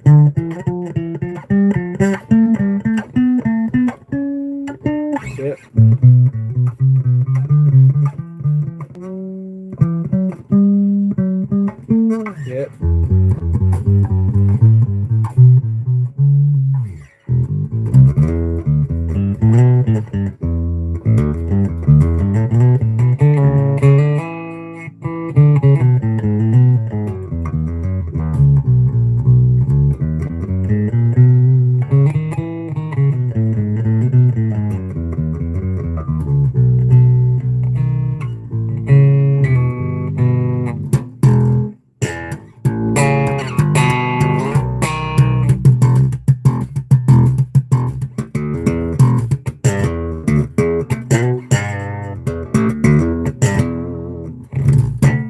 Yeah, we're done. Job done. 2 bases. Ready to rock and roll. I like it. Folks, thanks for sticking with us. Much appreciated as always. Outstanding. Well done. Turn you back onto my camera now. Hurrah! There we go. Hair's gone all frizzy because I got soaked twice today. Anyway, Rock fan, you liked it. Thank you. That's the sound of success. There it is. It is. Ready to go. Ready to go. I can put that there and you can see me while I'm tidying up. Frank the Bank, thanks for sharing your craft. Pleasure. That's what we're here for. Share the knowledge. You know, all of that. Got to share the knowledge. One day I won't be here. I don't have kids to pass it on to, so it might as well be out there for you crazy cats. Andy Stratford, many thanks. Thank you. Thank you, sir. Thank you for the super chat payment. If any of you want to help the channel, you can do what Andy did. Help to start the live chat. Did a super chat payment. Allows the channel to keep going. Thank you very much. Bless your heart. It's all good. Shezza Grooves, can I have it? What, this bass? No. No. That's not happening, is it? So tomorrow, live chat here on the channel, Tuesday, 8 o'clock UK time. Sorry, you're looking at my back. There we go.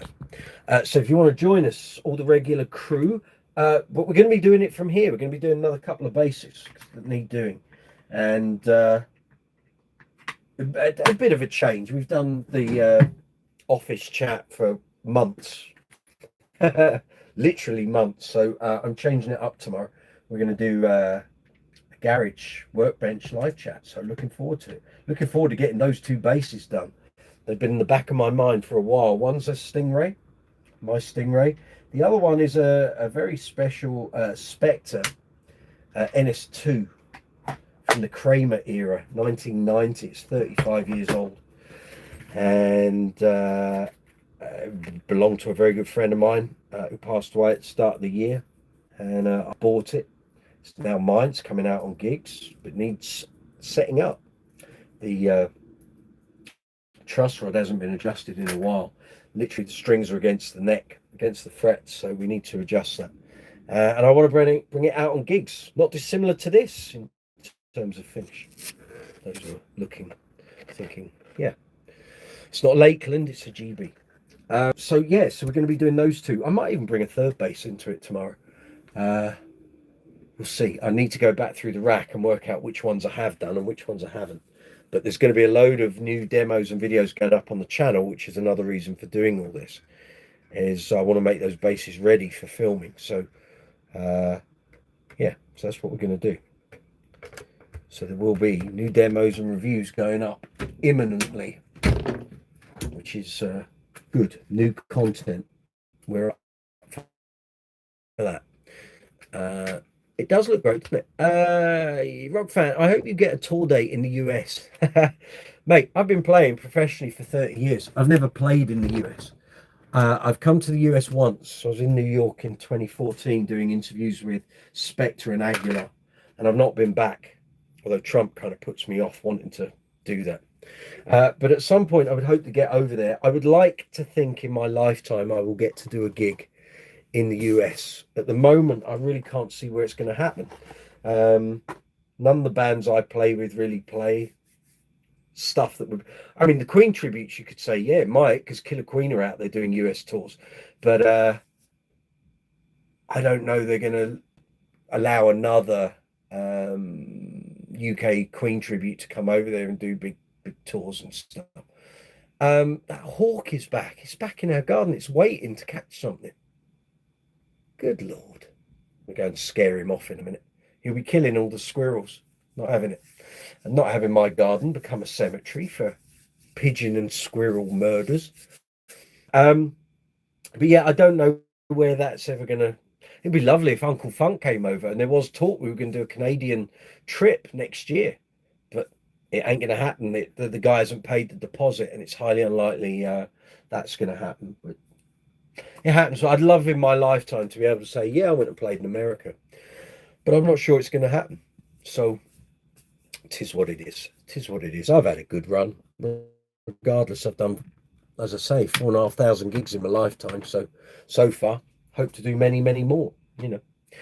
On that note, I'm going to go and cook a roast dinner. You guys are going to go and enjoy your Monday. If you've got any questions, anything you want to ask based on this live chat, leave them in the comments section below. Join us tomorrow. If you want to email me, you can, brooksy'spacecorner@gmail.com.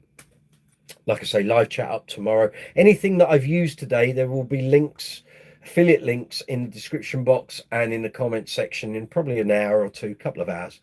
And so if you want to buy any of this stuff and you think, I don't know where to buy it, I don't know what I'm buying, you can help the channel using the affiliate links, and it will help the channel. We get a very small affiliate commission from the sellers, from the retailers, and that's how that kind of works. But you've basically seen me make two bases look fabulous again. So on that note, guys and girls, have a lovely Monday, and I'll catch you tomorrow for live chat 136 here on Brooksy's Space Corner. Take it easy, have a good day. And what's that, rock fan? You'll be rocking for another 20 years. I hope so. So it will happen. Take care. All the best. Right, you boys, girls, go and have a lovely day. I'll catch you later. Take it easy.